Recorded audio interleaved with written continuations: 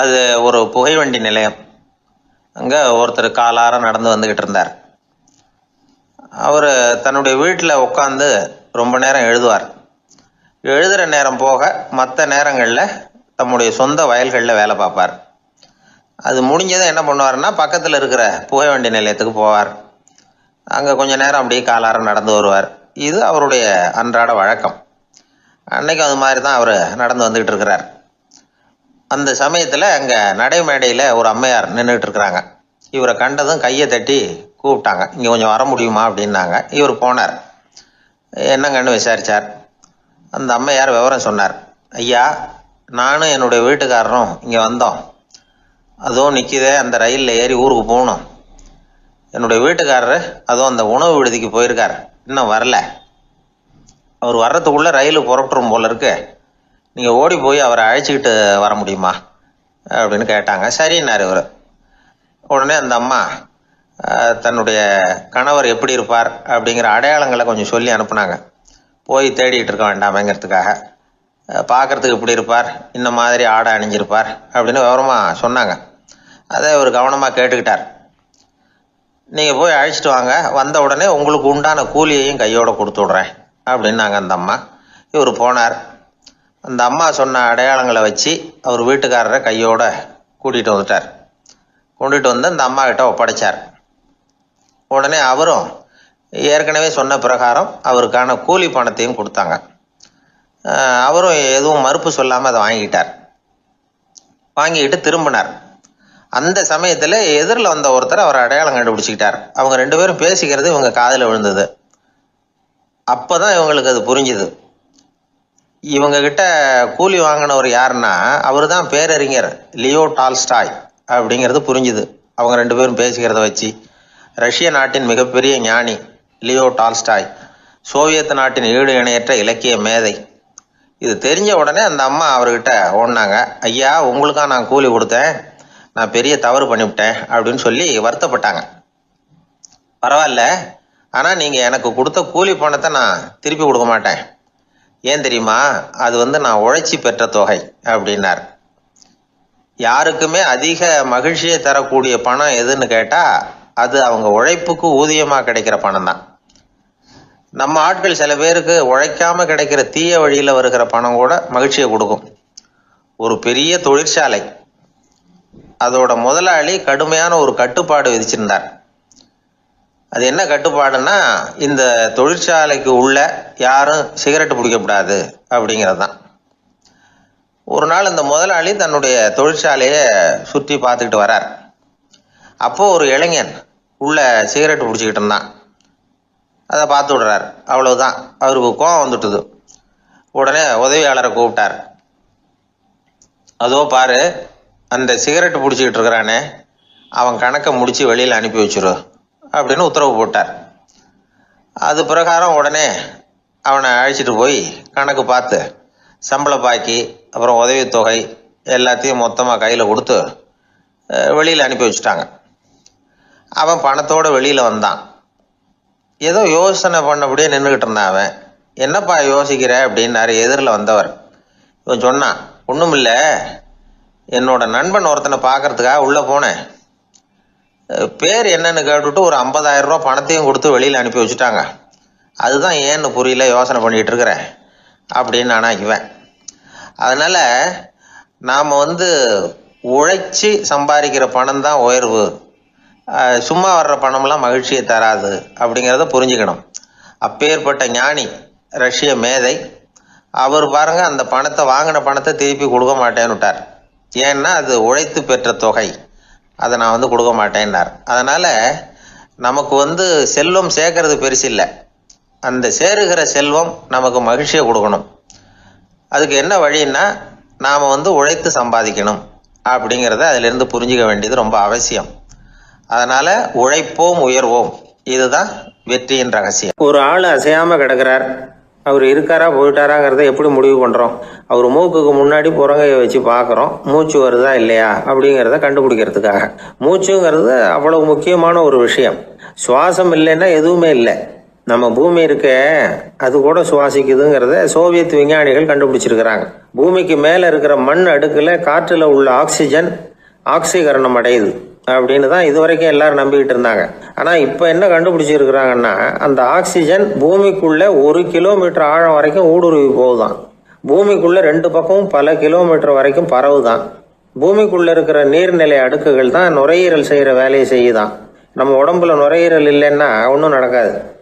ஒரு மரத்தை தலைகீழாக தொங்க போட்டால் எப்படி இருக்கும் அப்படி யோசிச்சு பாருங்க. அப்படி தான் இதுவும் நுரையீரலும் அப்படி தான் இருக்கும். வலது பக்கம் ஒன்று, இடது பக்கம் ஒன்று. வலது பக்கம் நுரையீரல் கொஞ்சம் பெருசாக இருக்கும். நுட்பமான நரம்பு குழாய்கள் அதில் இருக்கும். கோடிக்கணக்கான நுண்ணிய குழாய்களை வச்சுக்கிட்டு தான் அது வேலை செய்யுது. 25 கோடி குழாய்கள் இருக்கும். அதை அப்படியே முழுசாக பிரித்து பரப்புனா ஒரு டென்னிஸ் கோர்ட்டில் பாதி பரப்பளவு இருக்குமா. நுரையீரல் நிறம் கருஞ்சிவப்பு தான். புகை அதிகமாக உள்ளே போச்சுன்னா அது கருப்பாயிடுது. காற்றுல உள்ள பிராணவாயுவை இது இழுத்து எடுத்துக்கிட்டு ரத்தத்தை சுத்தப்படுத்துகிற முக்கியமான வேலையை இது செய்யுது. அசுத்த காற்றை வெளியில் அனுப்பி வச்சுருது. ஒருத்தர் வேகமாக ஓடி வரார், அவருக்கு மூச்சு இறைக்கும். பயங்கரமாக எதையாவது பார்த்து விடுறார், உடனே மூர்ச்சி ஆகிடுவார். இது மாதிரி சமயங்களில் வேற எந்த தூண்டுதலும் இல்லாமல் நுரையீரல் தானாகவே இயங்கும். இப்படி ஒரு அவசியம் ஏற்படுறப்போ இயக்கத்தை தூண்டி விடுற முக்கியமான இணைப்பு மூளைக்கு கீழே முதுகு எலும்புக்கு மேற்பகுதியில் இருக்குது. அது உடனே சுவாசத்துக்கு அவசர உதவியை கொடுக்குது. இப்போ ஒருத்தர் பேசாமல் உட்காந்துருக்கார். இந்த சமயத்தில் அவருக்கு 1 பங்கு காற்று தேவைப்படுதுன்னு வச்சுக்கோங்க. அவர் எழுந்திரிச்சு நடக்கும் பொழுது 1.5 மடங்கு தேவைப்படும். ஓடுனாருன்னா 3 மடங்கு தேவைப்படும். படுத்திருக்கிறப்ப 1/2 மடங்கு தான் தேவைப்படும். இதுக்கு நிமிஷத்துக்கு 16 தடவை மூச்சு விட்டாகணும். இப்படி சாதாரணமாக உள்ளே இழுக்கிற காற்று கொஞ்சம்தான் இருந்தாலும் இது மாதிரி 8 மடங்கு காற்றை உள்ளே இழுத்து வச்சுக்கிற சாமர்த்தியம் நுரையீரலுக்கு இருக்குதான்.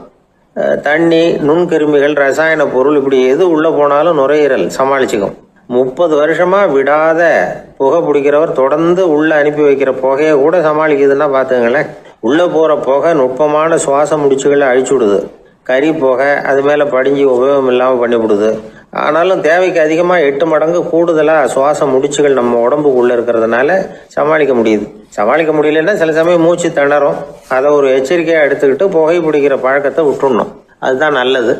ஆனால் அப்படி யார் விடுறது? இணை பிரியாத 2 நண்பர்கள் இருந்தாங்களாம். 2 பேரும் விடாமல் சிகரெட் குடிக்கிறவங்க. அதில் ஒருத்தன் செத்து போட்டான். இன்னொருத்தன் அதுக்கப்புறம் 2 சிகரெட்டாக குடிக்க ஆரம்பித்தானா. ஏன் இப்படி பண்ணுறேன்னு கேட்டிருக்காங்க. நான் ஒரு சிகரெட்டு தான் குடிக்கிறேன், செத்து போன என்னுடைய ஃப்ரெண்டு இருக்கானே செத்து போனவன், அவனுக்காக இன்னொரு சிகரெட்டு குடிக்கிறேன் அப்படின்னு நானா. இது ரொம்ப ஆபத்து, விட்டுடு அப்படின்னு சொல்லியிருக்காங்க. சரின்னு ஒத்துக்கிட்டான். ஆனால் அதுக்கப்புறமும் ஒரு சிகரெட் வீதமாக குடிச்சிக்கிட்டே இருந்தான். சிகரெட்டு பழக்கத்தை நீ இன்னும் விடலையான்னு கேட்டாங்களாம். அந்த பழக்கத்தை நான் எப்போ விட்டுட்டேன், இப்போ நான் குடிக்கிறது என் ஃப்ரெண்டுக்காக அப்படின்னு நானா. இவங்கெல்லாம் எப்படி திருந்துறது? வாய் விட்டு சிரிச்சா நோய் விட்டு போகும் அப்படின்னு சொல்றது உண்டு. அது என்ன வெறும் அலங்காரத்துக்காக சொன்ன வார்த்தையா, இல்லை அர்த்தத்தோடு சொன்ன வார்த்தையா அப்படின்னு யோசிச்சா அதில் நிஜமாவே அர்த்தம் இருக்குதுன்னு தான் தெரியுது. ஆதாரபூர்வமாக அதுக்கு சில நிரூபணங்களும் இருக்குது. நார்மன் கசின்ஸ் அப்படின்னு ஒருத்தர் இருந்தார். அவர் ஒரு அமெரிக்க பத்திரிகை ஆசிரியர். அவருக்கு ஏதோ ஒரு விதமான அழற்சி நோய், இன்ஃப்ளமேஷன் டிசீஸ். அது டாக்டர்கள்லாம் அதுக்கு என்ன விதமான வைத்தியமும் கிடையாது அப்படின்னு சொல்லி பல இதெல்லாம் பார்த்துட்டு கடைசியாக சொல்லிவிட்டாங்க அதுக்கு வைத்தியமே இல்லைன்ட்டாங்க. டாக்டர்கள் தான் சொல்லிவிட்டாங்களே, அதனால் இது இப்படியே இருந்துட்டு போகட்டும் அப்படின்னு விட்டுற வேண்டியது தானே. ஆனால் அவர் அப்படி நினைக்கல. உடனே அவர் என்ன பண்ணார்னா, ஆஸ்பத்திரி ரூமை காலி பண்ணார். ஹோட்டலில் போய் ஒரு ரூம் எடுத்துக்கிட்டார். அங்கே போனார். தினமும் அவருக்கு பிடிச்ச தமாஷான படங்களை எல்லாம் டிவியில் போட்டு பார்த்துக்கிட்டு இருந்தார். சிரிப்பு வரக்கூடிய புத்தகங்களை எல்லாம் படித்தார். கொஞ்ச நாள் ஆச்சு, அவருக்கு இருந்த தொந்தரவு குணமாக ஆரம்பிச்சிட்டுது. இதை கேள்விப்பட்ட உடனே பழைய டாக்டர்கள்லாம் ஓடி வந்தாங்க. ஓடி வந்து பார்க்குறாங்க. அவர் உடம்பை சோதனை பண்ணி பார்க்குறாங்க. பார்த்தா அவர் உடம்பு குணமாகறதுக்கு உதவியாக இருந்தது சிரிப்பு தான் அப்படிங்கிறத விஞ்ஞானபூர்வமாக அவங்க ஒத்துக்கிட்டாங்களாம். இருந்தாலும் சிரிப்பு எந்த முறையில் எந்த விதத்தில் உதவி பண்ணுது அப்படிங்கிறத இன்னமும் சரியாக புரிஞ்சிக்க முடியல. ஆனாலும் ஒரு சில விஷயங்கள் மட்டும் புரியுது. அது என்னன்னா, சிரிப்பு சுவாசத்தை மேம்படுத்துது, ரத்த அழுத்தத்தை குறைக்குது, உடம்பு குணமாகறதுக்கே உரிய சில ஹார்மோன்கள் அதிகமாக உருவாகி வர்றதுக்கு வழி செய்யுது. இந்த அளவுக்கு தான் சிரிப்போட செயல்பாட்டை நாம் புரிஞ்சிக்க முடியுது. இருந்தாலும் இதை பற்றி கண்டுபிடிக்க வேண்டியது இன்னமும் ஏராளமாக இருக்கு. அதையெல்லாம் விவரமாக கண்டுபிடிக்கிற வரைக்கும் நாம் காத்துக்கிட்டு இருக்க வேண்டியதில்லை. இப்போவே தாராளமாக சிரிக்கலாம். அதில் என்னத்துக்கு சிக்கணும்? காசா பணமா? சிரிப்புன்னா ஹாஹான்னு சத்தம் போட்டு சிரிச்சாதான் உடம்புக்கு நல்லதுன்னு இல்லை. லேசான புன்னகை கூட உடம்புக்கு நல்லது செய்யுமா. லேசா புன்னகை பூத்தா அந்த சமயத்தில் நாம் எப்படி ஆகுது? நம்ம உடம்பு பூரா அமைதி அடையுதான். இதையும் ஆதாரபூர்வமாக கண்டுபிடிச்சி தான் சொல்கிறாங்க. எப்போவாவது மனசு சங்கடமாக இருக்கிறப்போ கொஞ்சம் முயற்சி பண்ணி முகத்தில் புன்னகையை கொண்டுகிட்டு வந்து பாருங்கள். அதோட சுகம் உங்களுக்கு அனுபவித்து பார்த்தா தான் தெரியும். கண்ணும் உதடும் மலரும் பொழுது இருக்கிற ஆனந்தமே ஆனந்தம் அப்படிங்கிறாங்க அனுபவித்து பார்த்தவங்க. வாழ்க்கையில் நாம் தமாஷா இருக்கணும்னா அதுக்கு சில வழிகளையும் அவங்க சொல்லி வச்சிருக்கிறாங்க. முதல்ல நீங்கள் உற்சாகமாக இருக்கிறவங்க கூடவே அதிகமாக பழகணும். அவங்க கூடவே அதிக நேரம் இருக்கிறது மாதிரி பார்த்துக்கணும். அழுது வடிகிறவங்ககிட்டயே இருக்கக்கூடாது. அவங்கள அவாய்டு பண்ணுங்க. அவங்கள விட்டு விலகி வந்துடுங்க. உங்கள் முன்னாடி இருக்கிறவர் எப்பவும் மூஞ்சியை தொங்க போட்டுக்கிட்டே இருக்கிறவராக இருந்தால் கொஞ்ச நாளில் உங்கள் முகமும் அப்படியே ஆகிடுமா. ஜாக்கிரதையாக இருக்கணுமா. ரெண்டாவது, எடுத்ததுக்கெல்லாம் சீரியஸ் ஆகிடக்கூடாது. எதையும் நிதானமாக யோசிக்கணும். அடுத்தவங்க நம்மளை மதிக்கணுங்கிறதுக்காக நாம் பகட்டாக நடந்துக்கிறதுக்கு ஆசைப்படக்கூடாது. உங்களுக்கு பிடிச்ச தமாஷான வீடியோ படங்கள், புத்தகங்கள் இதையெல்லாம் லிஸ்ட்டு போட்டுக்கிட்டு முடிஞ்ச அளவுக்கு வாங்கி சேர்த்து வீட்டுக்குள்ளேயே ஒரு லைப்ரரி உண்டாக்கிக்கலாம். ஒரு பெரிய பிஸ்னஸ்மேன், ரொம்ப வெற்றிகரமாக பிஸ்னஸ் பண்ணுறவராம். அவர் எப்படின்னா அடிக்கடி ரயிலில் பிரயாணம் பண்ணுறப்போ நியூஸ் பேப்பரை வச்சுக்கிட்டு ரொம்ப சுவாரஸ்யமாக படிச்சுக்கிட்டே போகிறான். நியூஸ் பேப்பரில் அப்படி என்ன சுவாரஸ்யமான விஷயம் அப்படின்னு எட்டி பார்த்தா அதுக்குள்ளே ஒரு காமிக் புஸ்தகத்தை வச்சுக்கிட்டு படிச்சுக்கிட்டு இருப்பாராம். என்னங்க அப்படின்னு கேட்டால், என் மனசு லேசாக இருக்கிறதுக்கு இது ரொம்ப உதவியாக இருக்குது அப்படின்னு பாரான். அது ஒரு பக்கம் இருக்கட்டும். சிரிப்புன்னா எல்லா விதமான தமாஷும் உடம்புக்கு நல்லதுன்னு நினைச்சிடக்கூடாதான். ஜேம்ஸ் கரோல் அப்படிங்கிற அமெரிக்க உளவியல் நிபுணர் என்ன சொல்றாரு தெரியுமா? அடுத்தவங்களை குறை சொல்றது, கேலி பண்றது, நையாண்டி பண்றது, இது மாதிரியான நகைச்சுவையெல்லாம் நல்லது செய்யறது இல்லைங்கிறார் அவர். அடுத்தவங்களை தொந்தரவு பண்ணாத ஜோக்குகள் தான் எப்பவும் நல்லது. யாராவது ஜோக்கு சொன்னால் தாராளமாக சிரிக்கணும். ஒருத்தர் வந்தார், இன்னொருத்தரை கூட அழைச்சிக்கிட்டு என்கிட்ட காட்டினார். அவர் தன்னுடைய முகத்தை ரொம்ப சீரியஸாக வச்சுக்கிட்டு இருந்தார். என்னங்க விஷயம் அப்படின்னு விசாரித்தோம். வந்தவர் எங்களை பார்த்து சொன்னார், சார், இவர் கூட ஒரு பெரிய ப்ராப்ளம்னார். என்னன்னு, ஏதாவது ஒரு ஜோக்கு சொன்னால் உடனே சத்தம் போட்டு சிரிக்க ஆரம்பிச்சுடுறார் சார் அப்படின்னார். ஜோக்கை கேட்டுட்டு சிரிக்க ஆரம்பிச்சா அது ப்ராப்ளம் இல்லையே அப்படின்னு சொன்னோம்.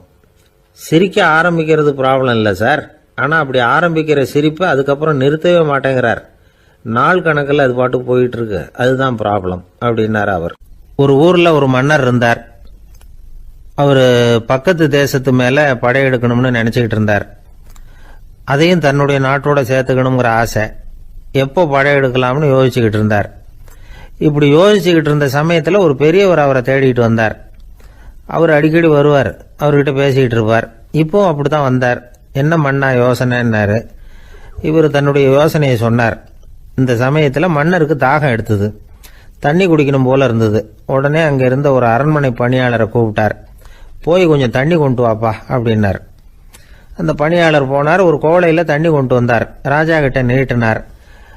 ராஜா அதை வாங்கி குடிக்கிறதுக்காக வாய்கிட்ட கொண்டுட்டு போனார்.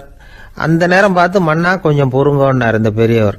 ஆவலோட குடிக்க போன மன்னர் அப்படியே நிறுத்திக்கிட்டு பெரியவரை பார்த்தார். இப்போ அந்த பெரியவர் சொன்னார், மன்னா, இப்போ உங்களை விட வலிமை உள்ள ஒரு சக்தி உங்களுக்கு தண்ணி கொடுக்க மறுத்துடுதுன்னு வைங்க, உங்களை குடிக்க விடாமல் தடுத்துடுது அப்படின்னா, இப்போ இந்த ஒரு கோவள தண்ணீரை என்ன விலை கொடுத்து வாங்குவீங்க அப்படின்னு கேட்டார். இப்போ எனக்கு இருக்கிற தாகத்துக்கு என்னுடைய அரசாங்கத்தில் பாதியையாவது கொடுத்து இந்த தண்ணியை வாங்கறதுக்கு தயங்க மாட்டேன்னார் அவர். சரி, இப்போ அந்த தண்ணியை குடிங்கன்னார் பெரியவர். மன்னர் ஆவலோடு அந்த தண்ணியை குடிச்சு முடிச்சார். அதுக்கப்புறம் கொஞ்ச நேரம் தன்னுடைய படையெடுப்பை பற்றி சொல்லிக்கிட்டு இருந்தார். கொஞ்ச நேரம் கழித்து மறுபடியும் இந்த பெரியவர் கேட்டார், மன்னா, இப்போ நீங்கள் ஒரு கோவள தண்ணீரை குடிச்சு முடிச்சுட்டீங்க. இப்போ அந்த தண்ணீர் உங்கள் உடம்பை விட்டு வெளியில் வரக்கூடிய பாதை அடப்பட்டு போச்சு அப்படின்னு வச்சுங்க. அதை வெளியேற்றுவதற்காக நீங்கள் எவ்வளவு செலவழிப்பீங்க அப்படின்னு கேட்டார். மன்னர் யோசனை பண்ணார். அப்படி ஒரு நிலைமை ஏற்பட்டு போச்சுன்னா என்னுடைய அரசாங்கம் பூராவையும் அதுக்கு ஈடா தர்றதுக்கு கூட தயங்க மாட்டேன்னார்.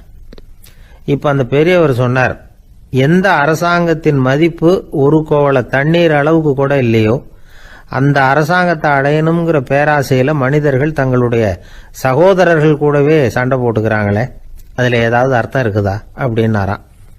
மன்னருக்கு இப்போதான் அர்த்தம் புரிஞ்சுதான். மனசில் தெளிவு உண்டாச்சு. தன் மனசுக்குள்ளே உண்டான வெறியை விரட்டி அடிச்சு விட்டார். அதுக்கப்புறம் நிம்மதியாக ஆட்சி புரிஞ்சார். இப்படி ஒரு கதை. உயிருக்கு என்ன விலை கொஞ்சம் யோசனை பண்ணி பாருங்கள்.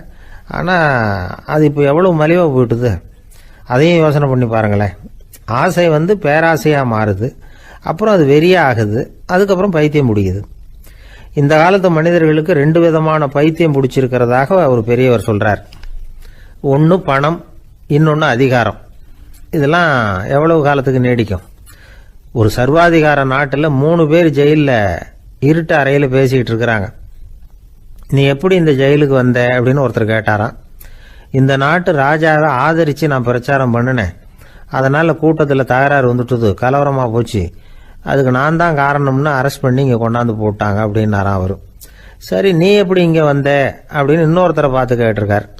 நான் இந்த நாட்டு ராஜாவை எதிர்த்து பிரச்சாரம் பண்ணேன், அதனால் கலவரம், அரெஸ்ட் பண்ணி கொண்டாந்து போட்டாங்கன்னார். சரிப்பா, நீ எப்படி அங்கே வந்த அப்படின்னு 3வது ஆளை பார்த்து இவங்க கேட்டாங்களாம். இதுக்கு அந்த ஆள் மெதுவாக வெளிச்சத்துக்கு நான் தான் இந்த நாட்டு ராஜா அப்படின்னாராம். ஒரு நண்பர் ஆனந்தமாக சிகரெட் பிடிச்சிக்கிட்டு இருந்தார். இந்த பழக்கத்தை விட்டுவிடுங்களேன் அப்படின்னு சொல்லி பார்த்தோம். விட்டுடலாம்னு தான் பார்க்குறேன், ஆனால் முடியலையேன்னார். மனசு வச்சா எல்லாம் முடியும் அப்படின்னோம். அவர் கொஞ்ச நேரம் யோசனை பண்ணார். அப்புறம் சொன்னார், சரி சார், இதுதான் நான் பிடிக்கிற கடைசி சிகரெட் அப்படின்னு சொல்லி ரொம்ப அழுத்தமாக புகையை உள்ளுக்கு இழுத்தார். அதுக்கப்புறம் அந்த துண்டு சிகரெட்டை வீசி எறிஞ்சுட்டார். ஒருத்தர் இது மாதிரி தீர்மானம் பண்ணி தன்னுடைய கடைசி சிகரெட்டை தூக்கி எறிஞ்சுட்டாருன்னா அது ஒரு பெரிய விஷயம்தான். அதுக்கு பிறகு அவர் உடம்புல படிப்படியாக என்னென்ன மாற்றங்கள் நடக்கும் அப்படிங்கிறத பற்றி ஒரு விவர பட்டியலே வெளியிட்டிருக்கிறாங்க. அது என்ன விவரம் தெரியுமா? ஒருத்தர் புகைப்பிடிக்கிற பழக்கத்தை நிறுத்துறாருன்னு வச்சுங்க. அப்படி அவர் நிறுத்தின 20 நிமிடங்களுக்குள்ள உயர் ரத்த அழுத்தம், உடல் வெப்பம், நாடி துடிப்பு இதெல்லாம் சரியான நிலைமைக்கு வந்துடுதான். 8 மணி நேரத்துக்குள்ள இந்த ஸ்மோக்கர்ஸ் பிரீத் அப்படிங்கிற தன்மை மறைஞ்சிருதான். ரத்தத்தில் உள்ள கார்பன் மோனாக்சைடு அளவு குறையுதான், ஆக்சிஜன் அளவு கூடுதான், சரியான அளவுக்கு வந்துடுதான்.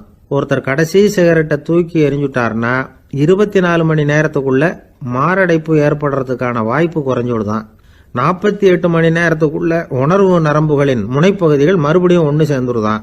அதனால நாக்கு சுவை உணர்வு, மூக்கின் முகரும் சக்தி இதெல்லாம் மேம்படுதான், நல்ல நிலைமைக்கு வந்துடுதான். சிகரெட்டை நிறுத்தின 3 நாளுக்குள்ள மூச்சு விடுறது சுலபமாயிடுதான். இப்படி அவங்க பட்டியல் நிறைய சொல்றாங்க. 2 அல்லது 3 மாசத்துக்குள்ள என்ன ஆகும் தெரியுமா? ரத்த ஓட்டம் மேம்படுது, நடக்கிறது சுலபமாயிடுது. நுரையீரல் கொள்ளளவு 30% அதிகரிக்குது. 1லிருந்து 9 மாசத்துக்குள்ள சுவாச குறைபாடுகள் நீங்குது. நுரையீரலில் இருக்கக்கூடிய இந்த அசுத்தம் வடிகட்டும் திசுக்கள் சரியா வேலை செய்ய ஆரம்பிச்சிருது. 1 வருஷத்துக்குள்ள இந்த இதய அழுத்த நோய்க்கான வாய்ப்பு பாதியா குறைஞ்சிருது.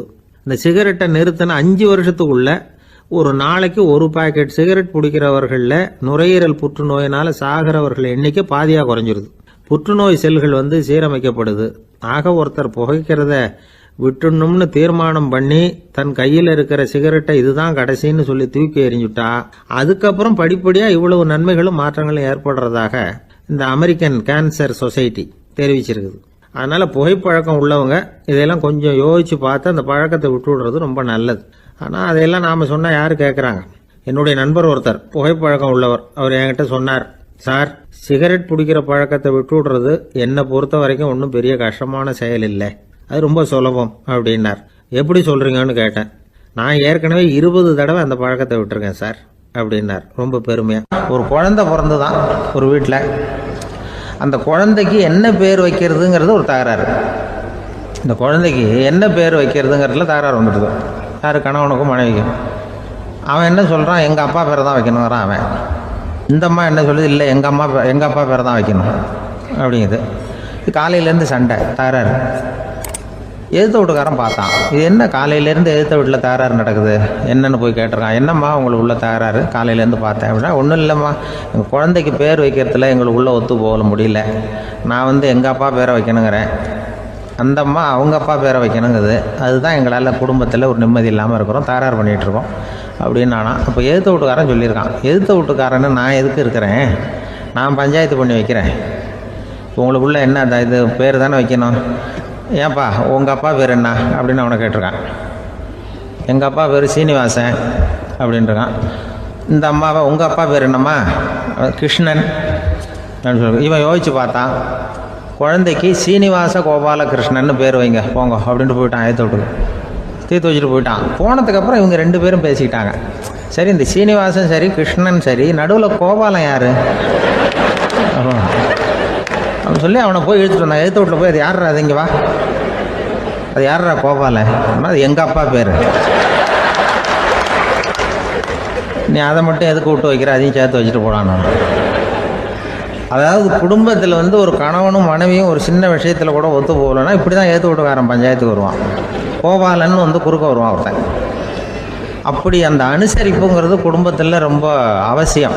கணவனும் மனைவி அது ஒன்றுக்கு மேலே இந்த கல்யாணம் பண்ணிக்கிறாங்க, அது ரொம்ப அவஸ்தை. ஒருவனுக்கு ஒருத்திங்கிறது நம்ம இதெல்லாம் சொல்கிறது.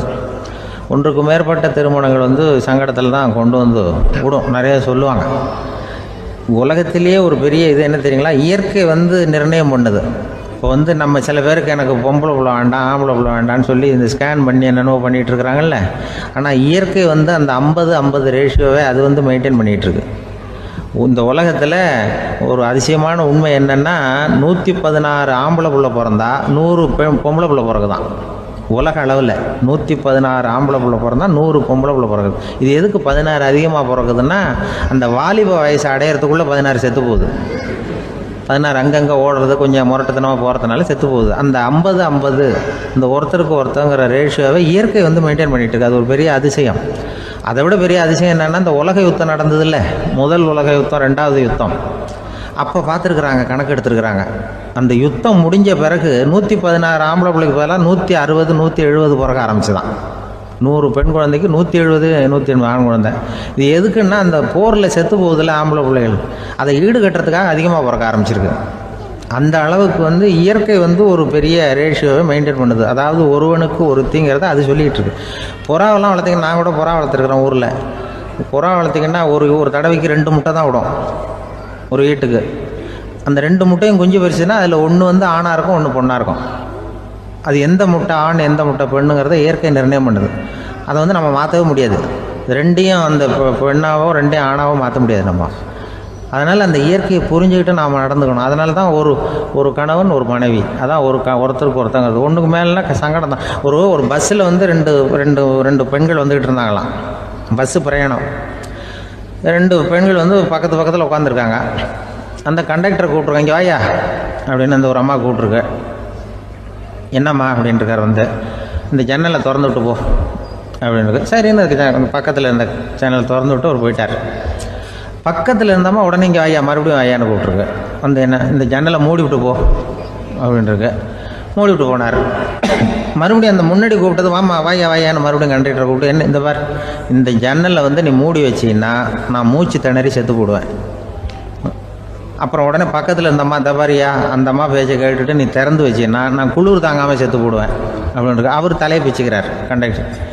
என்னடா பெரிய ரொம்ப போச்சு, கொஞ்சம் தூரம் பிரயாணம், இதில் கூட அட்ஜஸ்ட் பண்ணி போகக்கூடாதா அப்படின்னு. அப்போ அந்த பஸ்ஸில் பின்னாடி ஒருத்தன் கடைசி சீட்டில் வெயில் தாங்காமல் சட்டையெல்லாம் கட்டி போட்டுட்டு ஒரு கிராமத்து ஆள் பீடி குடிச்சிட்டு வரான்.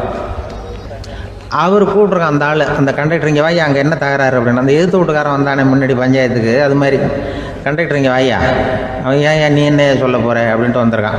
நீ சட்டையெல்லாம் கேட்டு போட்டு பீடி குடிக்கிறோம், பீடி புகையை ஊதி விட்டு அங்கே என்ன தகராறு அப்படின்னு கேட்டிருக்கான். ஒன்றும் இல்லையா, அந்த அம்மா வந்து ஜன்னலை திறந்தா செத்து போவேங்கிறது, இந்த அம்மா ஜன்னலை மூடுனா செத்து போவேங்கிறது, நான் என்னையா பண்ணுறது ஒரு ஆள், இதுக்கு ஏன் கவலைப்படுறேன், நான் சொல்கிறத கேள், நான் தீர்த்து வைக்கிறேன் பிரச்சனையை அப்படின்னு சொல்லிவிட்டு பீடியை எடுத்துக்கிட்டு புகையை ஊதிவிட்டு சொன்னானா, கொஞ்ச நேரம் அந்த ஜன்னலை மூடி வை, அந்த அம்மா செத்து போவோம்,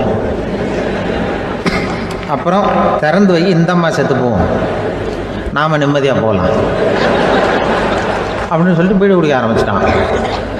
அவருக்கு கோவம் வந்துட்டுது கண்டக்டருக்கு.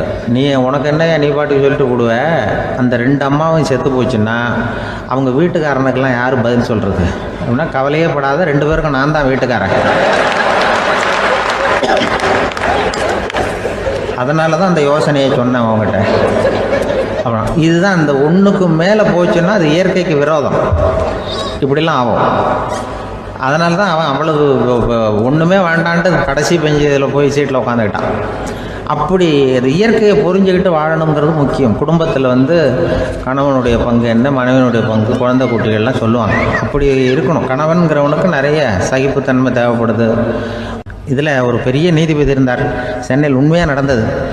சென்னையில் ரொம்ப காலத்துக்கு முன்னாடி காந்தி இருந்த காலத்தில் சென்னையில் ஒரு நீதிபதி, அவர் ஒரு நாள் நீதி கோர்ட்லாம் விட்டு ரொம்ப கஷ்டப்பட்டு ராத்திரி சும்மா போய் உடனே வீட்டுக்கு வரல. கோர்ட்டினுடைய நடவடிக்கை முடிஞ்சு வீட்டுக்கு வராமல் போய் எங்கெங்கேயோ போய் சுற்றிவிட்டு அந்த நண்பர்களோடு அப்படி உல்லாசமாக அப்படி கொண்டாடிவிட்டு ராத்திரிக்கு வந்திருக்கிறாரு வீட்டுக்கு 1 மணிக்கு. அப்போ அந்த வயசான அம்மா வாசல்லையே காத்துக்கிட்டு இருக்கு. உள்ளே போச்சு நீதிபதி, இன்னும் வந்து சேரலேன்னு வாசல்லையே நின்றுட்டு இருந்துதான். அப்போ அது வந்த உடனே பலார்னு அரைஞ்சி விட்டாங்களாம் அந்த அம்மா. ஏன்டா அவ்வளோ தூரம் எங்கே போனேன், என்ன தான் நீதிபதியாக இருந்தாலும் அவங்களுக்கு உள்ள தானே, பலார்னு அரைஞ்சி விட்டாங்க. உடனே அவர் கலங்கி போய் அழுதாராம்.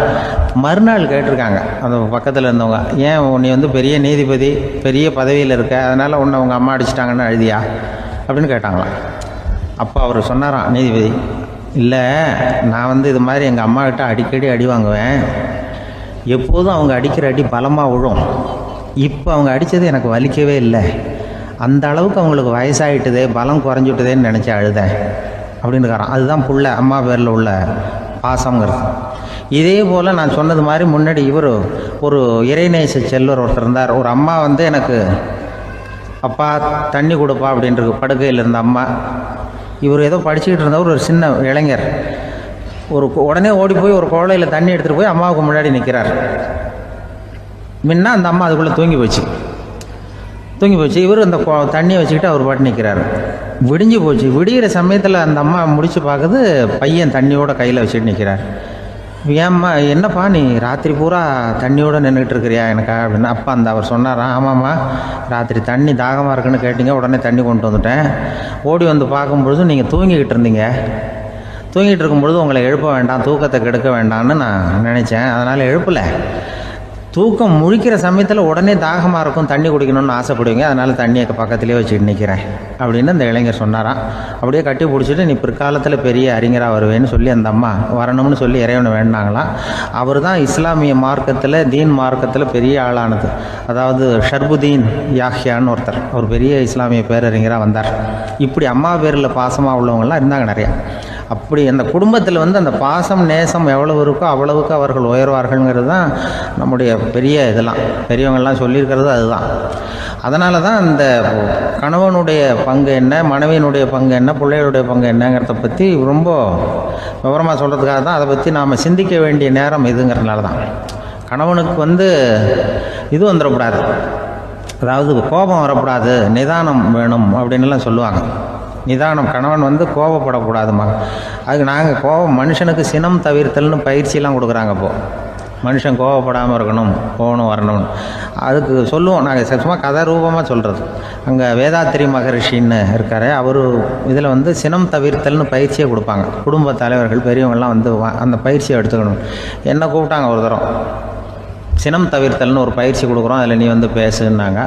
நான் சொன்னேன், நான் பயிற்சிக்கு வேணா வரேன், என்னை பேச வேண்டாம் சார், நான் வந்து பயிற்சி கற்றுக்கிறேன்னு. இல்லை நீ அதெல்லாம் பயிற்சி நாங்கள் கொடுக்குறோம், நீ உனக்கு என்ன தெரியுமோ சொல்லு, மனுஷன் கோவப்படாமல் இருக்கணும், அதுக்கு ஏதாவது வழி சொல்லிட்டு போ அப்படின்னு கூப்பிட்டாங்க. சரின்ட்டு போனேன்.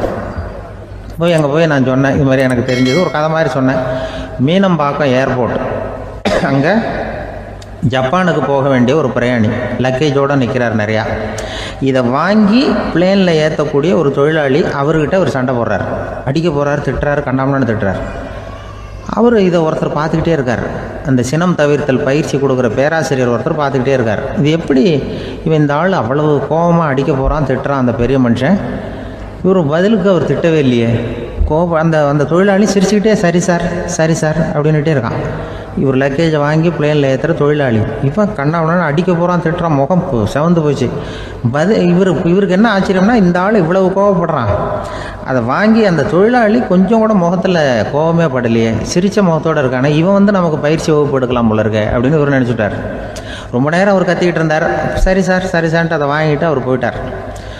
போனதுக்கப்புறம் இந்த ஆள் அப்புறம் பிளேன் வந்தது, ஏறி அவர் போயிட்டார், ஜப்பானுக்கு போயிட்டார். அதுக்கப்புறம் இந்த சினம் தவிர்த்தல் பேராசிரியர் ஓடி போய் அந்த தொழிலாளியை பிடிச்சி கொண்டு வந்தார். இந்த பாருப்பா, நான் வந்து காலையிலேருந்து பார்த்துக்கிட்டு இருக்கேன், அந்த ஆள் உன்னை அடிக்க வந்தான், திட்ட வந்தான், இவ்வளவு கோவப்படுறான், உனக்கு பதிலுக்கு நீ கோவமே படலையே, உனக்கு கோவமே வராதா, அது எப்படி நீ சினம் தவிர்க்கிறது, எப்படி உனக்கு கோவமே வரலையா அப்படின்னு கேட்டிருக்கார். அப்போ அந்த தொழிலாளி சொன்னாராம், அப்படி இல்லை சார், மனுஷன்னு பிறந்தா கோபம் படாமல் இருக்க முடியாது, எல்லாருக்கும் கோபம் வரும். அது அவங்கவுங்க வழியில் டீல் பண்ணுவாங்க. நான் அதை என் வழியில் டீல் பண்ணேன், அவ்வளோதான். அப்போ அவர் திட்டும் பொழுது உனக்கு கோபம் வந்தது தானே? வந்தது சார். அப்போ அது எப்படி டீல் பண்ணேன்னு கேட்டிருக்காரு. அப்போ இவன் சொன்னான், நான் ஒன்றும் இல்லை சார், அந்த பிரயாணி வந்து இப்போ ஜப்பானுக்கு போயிட்டுருக்கார், அவர் லக்கேஜெலாம் அமெரிக்கா போயிட்டுருக்கு.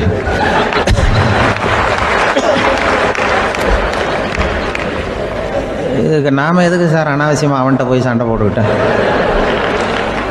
அப்படி மாற்றி ஏற்றி விட்டா அவன் போய் பார்த்துக்கிறான் எங்கேயாவது. அதுதான் நான் சினம் தவிர்க்கிற வழி அவன் சொன்னாரான்.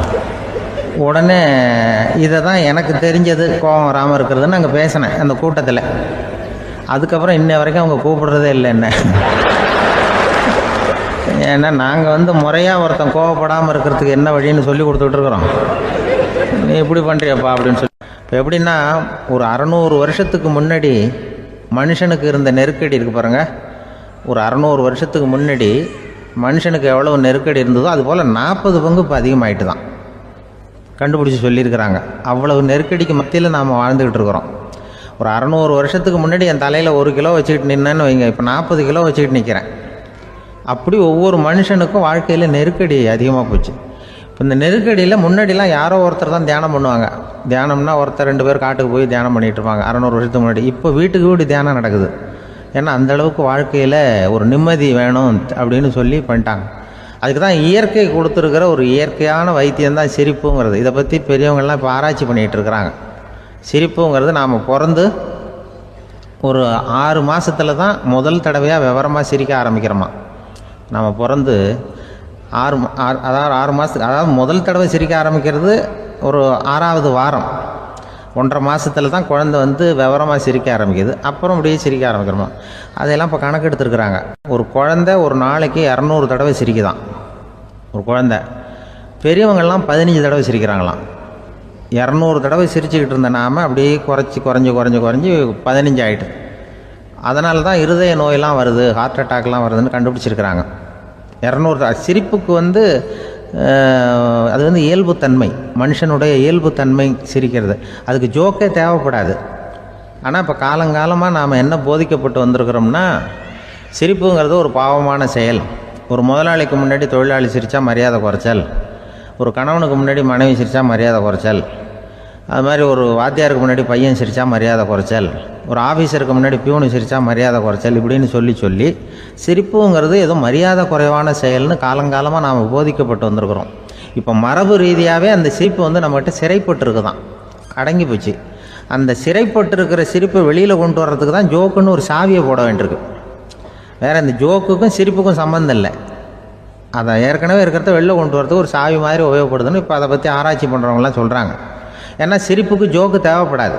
இப்போ ஒரு குழந்தை தொட்டிலில் படுத்துருக்குன்னு வைங்களேன், குழந்தை தொட்டிலில் இருக்குது, அது முகத்துக்கிட்ட போய் ஒரு கிளுகிழுப்பை ஆட்டுங்க சிரிக்கும். அந்த கிளுகிழுப்பை சத்தமே சிரிக்க வைக்கிறதுல அதுதான் மனுஷனுடைய இயல்புத்தன்மை. அது என்ன ஜோக்காது? சத்தம். ஒரு கிளுகிழுப்பையை கொண்டு போய் குழந்தை முகத்துக்கிட்ட ஆட்டினா சிரிக்குதே, அதுதான் இயல்புத்தன்மை. அதே கிளுகிழுப்பையை ஒரு தாத்தா மூஞ்சிக்கிட்ட ஆட்டுங்க, கோவம் வந்துடும்,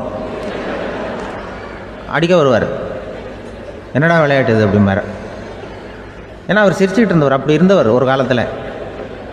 ஒரு கிளுகிழுப்பைக்கு சிரித்தவர் ஒரு காலத்தில் இப்போ கோவப்படுறாருன்னா அந்த அளவுக்கு நம்ம மாறி போயிட்டே வந்துக்கிட்டு இருக்கிறோம். அதனால் வந்து அந்த இயல்புத்தன்மை மாறாமல் இருக்கணுங்கிறது ரொம்ப முக்கியம். அதுக்காக எல்லோரையும் குழந்தையாக்க முடியாது. மனுஷன் வந்து எல்லோரும் இனிமேல் வந்து வயசுங்கிறது கூட ஆகிட்டே தான் இருக்கும். அதுக்காக குறைச்சிக்கிட்டே போக முடியாது. அதுக்கு யாராவது மருந்து கண்டுபிடிச்சாதான் உண்டு. ஆனால் ஒருத்தர் மருந்து கண்டுபிடிச்சாராம், சொல்லுவாங்க. ஒரு டாக்டர் வந்து ஒரு மாத்திரை கண்டுபிடிச்சாராம். ஒரு மாத்திரை சாப்பிட்டா 1 வயசு குறையும், ஒரு மாத்திரை சாப்பிட்டா 1 வயசு குறையும் அப்படின்னு ஒரு மாத்திரையை கண்டுபிடிச்சிருக்காரு. ஒரு பாட்டி அம்மா, 90 வயசு பாட்டி, அது போயிருக்கு. அதே டாக்டர்கிட்ட போய், ஐயா எனக்கு 1 பாட்டில் மாத்திரை கொடுங்க, இந்த வயசு குறையிற மாத்திரை அப்படின்ருக்கு. அவர் 1 பாட்டில் கொடுத்தாரு மாத்திரை. பாரும்மா பாட்டியம்மா, 1 மாத்திரை சாப்பிட்டா 1 வயசு குறையும், எடுத்துகிட்டு போகணும்னு கொடுத்துருக்காரு டாக்டர். அந்த 90 வயசு பாட்டி எடுத்துகிட்டு வீட்டுக்கு வந்துட்டு மறுநாள் அதே டாக்டர்கிட்ட போயிருக்கு. 30 வயசு பொண்ணாக போச்சான். 30 வயசு பொண்ணாக மாறி அதே டாக்டர்கிட்ட போயிருக்கு. இடுப்பில் ஒரு கை குழந்தை, அது சட்டை கிட்ட போடாமல் கட்டவரில் வாயில் வச்சுட்டு உட்காந்துருக்கு. நேராக டாக்டர்கிட்ட போய், டாக்டர் நேற்று வந்தேன், ஏதோ 1 மாத்திரை சாப்பிட்டா 1 வயசு குறையும், நீங்கள் நான் ஏதோ ஒரு ஆர்வத்தில் ஒரு 30-40 மாத்திரை சாப்பிட்டேன், இப்படி ஆகிட்டேன் அப்படின்னு. இப்போ டாக்டர் சொல்லியிருக்காரு, இதுக்கு ஏமா வருத்தப்படுற, எல்லாரும் வந்து வயசு குறையணும்னு தான் நினைக்கிறாங்க, உனக்கு வயசு குறைஞ்சிட்டுது, நீ சந்தோஷப்படு, இதுக்கே மறுபடியும் என்னட்ட வந்திருக்கிற அப்படின்னாரான் டாக்டர். அப்போ அந்த அம்மா சொல்லித்தேன், என்னை பற்றி பரவாயில்ல டாக்டர், என் இடுப்பில் பாருங்கள் கை குழந்தை, இது சட்டை போடாமல் உட்காந்துருக்கு, கட்டவரில் வேலை வச்சுட்டு உட்காந்துருக்கு, இது ரொம்ப ஆர்வத்தில் ஒரு 70 மாத்திரையை சாப்பிட்டு விட்டுது, இது என் வீட்டுக்காரரு. இவர் வந்து இடுப்பை விட்டு கீழே இறங்க மாட்டேங்கிறாரு. நான் எதையாவது கொடுத்து இனிமேதான் வயசை கூட்டி இறக்கி விடுவேன் டாக்டர் அப்படின்னு தான். அவர் வந்து ஏதோ நமக்கும் இதுக்கும் சம்மந்தம் இல்லைங்கிறது மாதிரி கட்டாரில் வச்சுட்டு அவர் பாட்டு உட்காந்துருக்கார். ஏதோ நமக்கு இந்த உலகமே இல்லை, நமக்கு சம்மந்தம் இல்லைங்கிற மாதிரி உட்காந்துருக்காரு. இப்படியே நான் தூக்கிட்டு எங்கே அலையிறது அப்படின்னு தான். அதனால் வந்து வயசை குறைக்கிறது இயற்கைக்கு விரோதமாக நாம் பண்ண முடியாது. ஆனால் இந்த இயல்பு தன்மை மாறாமல் வச்சுக்கலாம். குழந்தை மாதிரி மாற முடியாதே தவிர அந்த குழந்தை தன்மையோடு வாழறதுக்கு கற்றுக்கணும். அதுதான் வாழ்க்கையில் இன்பமாக வாழறதுக்கு வழி. குழந்தைத்தனமாக இருக்கக்கூடாது, குழந்தை தன்மையோடு இருக்கணும்னு சொல்லுவாங்க. குழந்தை தன்மைங்கிறது வேறு, குழந்தைத்தனம்ங்கிறது வேறு. அப்படி ஒரு மாத்திரை கண்டுபிடிச்சிட்டா இப்போ யாராவது ஒருத்தவங்க இடுப்பில் குழந்தைய தூக்கிட்டு போனால் போய் கேட்கணும், ஏம்மா இது ஏன் வீட்டுக்காரரா உன் குழந்தையா அப்படின்னு கேட்டு அதுக்கப்புறம் அவருக்கு வணக்கம் சொல்லணும். இப்படிலாம் ஆகிடும் நிலைமை. இயற்கையை வந்து நம்ம மாற்ற முடியாது, அதுக்கு தகுந்தாப்புல தான் நாம் வந்து பண்ணணும். குழந்தை தன்மையோடு வாழறதுக்கு குடும்பத்தில் குழந்தை தன்மைங்கிறது எப்படின்னா, இப்போ ஒரு சில பேருக்கு அந்த குழந்தைத்தன்மை உண்டு. ஒரு வீட்டில் ஒரு புள்ள படுத்துருக்கு, அம்மா வந்து எழுப்புறாங்க, காலேஜுக்கு நேரமாச்சு எழுந்திருப்பா, காலேஜுக்கு நேரமாச்சு எழுந்திருப்பா அப்படின்ட்டு. அந்த அம்மா அந்த புள்ள சொல்லியிருக்கு, ஐயோ எனக்கு காலேஜுக்கு போகிறதுக்கே பிடிக்கலம்மா, என்னை வந்து தொந்தரவு பண்ணாத, காலேஜுக்கு போகிறதுக்கு எனக்கு பிடிக்கல அப்படின்னு தான். அப்போ அந்த அம்மா சொல்லியிருக்கு, ஏன் உனக்கு காலேஜுக்கு போகிறதுக்கு பிடிக்கல, கல்லூரிக்கு போகிறதுக்கு, அதுக்கு 2 காரணம் சொல்லு அப்படின்னு இருக்கா. அப்போ அந்த புள்ள சொல்லிச்சான், ஏன் பிடிக்கலன்னா கல்லூரியில் இருக்கிற வாத்தியாருக்கும் என்னை பிடிக்க மாட்டேங்குது, ஆசிரியர்களுக்கும். 2வது காரணம், கல்லூரியில் படிக்கிற மாணவர்களுக்கும் என்னை பிடிக்கல, அதனால் நான் காலேஜுக்கு போக மாட்டேன்ற குழந்தை புள்ள சொல்லியிருக்கு. அம்மா வந்து அப்படிலாம் நீ இதுக்காக போகாமல் இருக்கக்கூடாது, நீ போய் தான் ஆகணும் அப்படின்னு பிடிவாதமாக அந்த அம்மா பிள்ளைய எழுப்புனாங்களாம். சரி நான் எதுக்கு காலேஜ் போகணும்னு சொல்கிறேன், அதுக்கு நீ 2 காரணம் சொல்லு அப்படின்னு தான் அந்த புள்ள. அப்போ அந்த அம்மா சொன்னாங்களாம், நீ ஏன் காலேஜுக்கு போகணும்னா முதல் காரணம் உனக்கு வயசு 52, 2வது காரணம் நீ தான் பிரின்சிபால் அப்படின்னு தான். என்ன இருந்தாலும் அவங்க அம்மாவுக்கு அது புள்ள தானே, அதுதான் குழந்தை தன்மைங்கிறது. 52 வயசுலேயும் குழந்தை தன்மையோடு இருக்கார் பாருங்க, அதுதான் அந்த குழந்தை தன்மையோடு வாழறது தான் வெற்றிக்கு வழின்னு சொல்லுவாங்க. ஒரு பெரிய கிராமம், அந்த கிராமத்தில் ஒரு பண்ணையார் வீடு, அதுதான் அந்த கிராமத்திலே பெரிய வீடு. ஒரு நாள் ஒரு திருடன் அந்த கிராமத்துக்கு வந்தான், சுற்றி பார்த்தான். அந்த பண்ணையார் வீடு கண்ணில் பட்டுது. இன்னைக்கு ராத்திரி இந்த வீட்டில் தான் நம்ம தொழிலை ஆரம்பிக்கணும் அப்படின்னு சொல்லி அவன் முடிவு பண்ணிக்கிட்டான். ஏன்னா அதுதான் அந்த கிராமத்திலே கொஞ்சம் பெரிய வீடு, அங்கே தான் அவன் எதிர்பார்க்குறது ஏதாவது கிடைக்கும் அப்படிங்கிறது அவனுடைய முடிவு. நடு ராத்திரி அவன் மெதுவாக சுவரேறி குதித்து அந்த பெரிய வீட்டுக்குள்ளே புகுந்தான். அங்கே போய் பார்த்தா முக்கியமான இடங்கள்ல எல்லாம் காவலுக்கு ஆள் நின்றுட்டு இருக்கிறாங்க ராத்திரி நேரத்தில். சரி இந்த வீட்டில் நம்மால் திருட முடியாது அப்படின்னு முடிவு பண்ணிட்டு மெதுவாக வந்த வழியிலேயே திரும்பி வந்தான். அந்த சமயத்தில் காலில் ஏதோ தட்டுப்பட்டுது. என்னது அப்படின்னு சொல்லி குனிஞ்சு பார்த்தா அங்கே ஒரு பெரிய வெங்காய மூட்டை அடுக்கி வச்சிருக்கிறாங்க. சரி வந்ததுக்கு வெறுங்கையோடு திரும்ப வேண்டாமே அப்படின்னு சொல்லி கையில் இருந்த ஒரு பெரிய பை நிறைய அதை அள்ளி போட்டுக்கிட்டான். வெங்காயத்தை போட்டுக்கிட்டு புறப்படுற சமயத்தில் கப்புன்னு கழுத்தில் ஒரு கை வந்து விழுந்தது. ஆள் மாட்டிக்கிட்டான். அதாவது காவலாளிகள் அவனை பிடிச்சி வச்சுக்கிட்டாங்க. மறுநாள் காலையில் அந்த திருடனை பண்ணையார் முன்னாடி கொண்டுட்டு போய் நிறுத்தினாங்க. ஐயா, இந்த ஆள் ராத்திரி நம்ம வீட்டில் திருடுறதுக்காக வந்தான், வெங்காயத்தை அள்ளிட்டு புறப்படுறப்போ மாட்டிக்கிட்டான் அப்படின்னாங்க. அவர் பார்த்தார், என்னப்பா இவங்க சொல்கிறது உண்மைதானான்னு கேட்டார். ஆமான்னு ஒத்துக்கிட்டான் அந்த ஆள். பண்ணையார் அதுக்கப்புறம் கொஞ்சம் யோசனை பண்ணார். அப்புறமா தீர்ப்பு வழங்கினார். இதை பாருப்பா, நீ இங்கே திருட வந்தது குற்றம், அதுக்காக நீ 100 ரூபாய் அபராதம் செலுத்தணும் அல்லது 100 கசையடிகள் வாங்கணும். அதுவும் இல்லைன்னா நீயே திருடுன அவ்வளவு வெங்காயத்தையும் பச்சையா என் கண் முன்னாடியே சாப்பிட்டுடணும். இதுல எந்த தண்டனையை ஏத்துக்கிறது அப்படிங்கிறத பத்தி நீயே யோசனை பண்ணி முடிவு எடுத்துக்கலாம் அப்படின்னு சொல்லிவிட்டார். அதாவது இவனே முடிவு பண்ணிக்க வேண்டியது, 100 ரூபா பணம் கட்டுறியா, இல்லது சாட்டை அடி வாங்குறியா, அல்லது வெங்காயத்தை சாப்பிட்றியா, இதுதான் அவர் கொடுத்தது, நீயே முடிவு பண்ணி சொல்லுன்னு விட்டார். திருடன் கொஞ்ச நேரம் யோசனை பண்ணி பார்த்தான். அவனுக்கு இருக்கிறதுலே ரொம்ப சுலபமாக தெரிஞ்சது இந்த வெங்காயத்தையே சாப்பிட்டுட்றேன்ட்டான். ஐயா நான் இந்த வெங்காயத்தையே சாப்பிட்டுட்றேன், அதுதான் எனக்கு கொஞ்சம் சுலபமாக தெரியுதுன்னா சரின்னு விட்டார் பண்ணையார். அப்படியே எல்லாத்தையும் கொண்டு கொட்டினாங்க. ஒவ்வொன்றா எடுத்து சாப்பிட ஆரம்பித்தான். கொஞ்ச நேரம் சுவாரஸ்யமாக சாப்பிட்டான். அதுக்கப்புறம் வாய் எரிய ஆரம்பிச்சுட்டுது, கண்ணு ரெண்டும் செவந்து போச்சு, கண்ணில் இருந்து தார தாரையாக கண்ணீர் வழிய ஆரம்பிச்சுட்டுது. ஒரே எரிச்சல், அவனால் தாக்கு பிடிக்க முடியல. வெங்காயம் பாதி கூட தீரல. பார்த்தான், சரி இது நமக்கு சரிப்பட்டு வராது அப்படின்னு முடிவு பண்ணிட்டான். ஐயா என்னை மன்னிச்சுக்கோங்க, இது என்னால் முடியாது போல இருக்கு, பேசாமல் எனக்கு 100 சாட்டை அடியை கொடுத்துருங்க அப்படின்னா. அவரும் சரின்னார். சாட்டை அடி விழ ஆரம்பிச்சுது. அதுவும் ஆரம்பத்தில் ஒரு மாதிரியாக இருந்தது. ஒரு 60 அடிகள் விழுற வரைக்கும் தாங்கினான். அதுக்கு மேலே அவனால் முடியல, தாக்கு பிடிக்க முடியல. ஐயா என்னை மன்னிச்சுக்கோங்க அப்படின்னு மறுபடியும் பண்ணையார் காலில் விழுந்தான். ஐயா இதுவும் எனக்கு சரிப்பட்டு வராது போல இருக்கு, பேசாமல் 100 ரூபா அபராதமே கட்டிவிடுறேன் அப்படின்னா.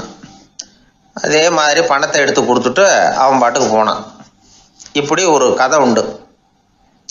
இந்த கதையை உலக புகழ்பெற்ற மனோதத்துவ மேதை எம் ஸ்காட் பெக் ஒரு உதாரணமாக எடுத்து சொல்கிறார். எதுக்காக அவர் எடுத்து சொல்கிறாருன்னா, இந்த முடிவெடுக்கும் திறன் அப்படிங்கிறத விளக்கறதுக்காக. வாழ்க்கையில் முடிவெடுக்கிற திறன் நம்ம ஒவ்வொருத்தருக்கும் ரொம்ப அவசியம். எந்த சந்தர்ப்பத்தில் எப்படி முடிவெடுக்கிறோம் அப்படிங்கிறத வச்சு தான் நம்ம வாழ்க்கை அமையும். எவ்வளவு தான் பணம் இருந்தாலும் சரி, எவ்வளவு தான் படிச்சிருந்தாலும் சரி, இந்த முடிவெடுக்கிற திறன் சரியா இல்லைன்னா வாழ்க்கையில் பல சறுக்கல்களை சந்திக்க வேண்டியிருக்கும். நாம் முடிவுகள் எடுத்தால் அந்த முடிவுகளால் ஏற்படக்கூடிய விளைவுகளுக்கு நாம் பொறுப்பு ஏற்க வேண்டி இருக்குமே அப்படிங்கிற பயத்தினால முடிவெடுக்கிற அதிகாரத்தை பல சமயங்களில் நாம் மற்றவங்களுக்கு தாரவாத்து கொடுத்துட்றோம். நாமே முடிவெடுக்கக்கூடிய திறமையை வளர்த்துக்கிறது தான் ரொம்ப முக்கியம். ஒருத்தர் சொன்னார், சார் சின்ன சின்ன பிரச்சனைகள்ல எல்லாம் எங்கள் வீட்டில் என் மனைவி முடிவு எடுக்க விட்டுருவேன், பெரிய பிரச்சனைகள்ல எல்லாம் நான் தான் முடிவெடுப்பேன் அப்படின்னார்.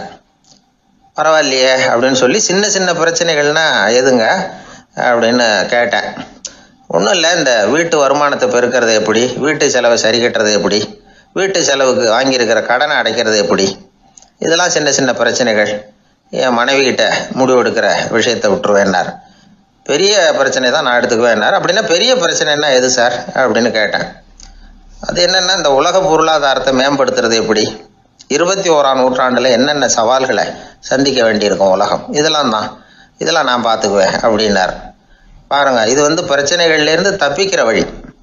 அதனால் வாழ்க்கையில் பிரச்சனைகளை சந்திக்கிறதுக்கு தயங்கப்படாது. அதே மாதிரி சரியான நேரத்தில் சரியான முடிவு எடுக்கிறதுக்கு நாம் கற்றுக்கணும்.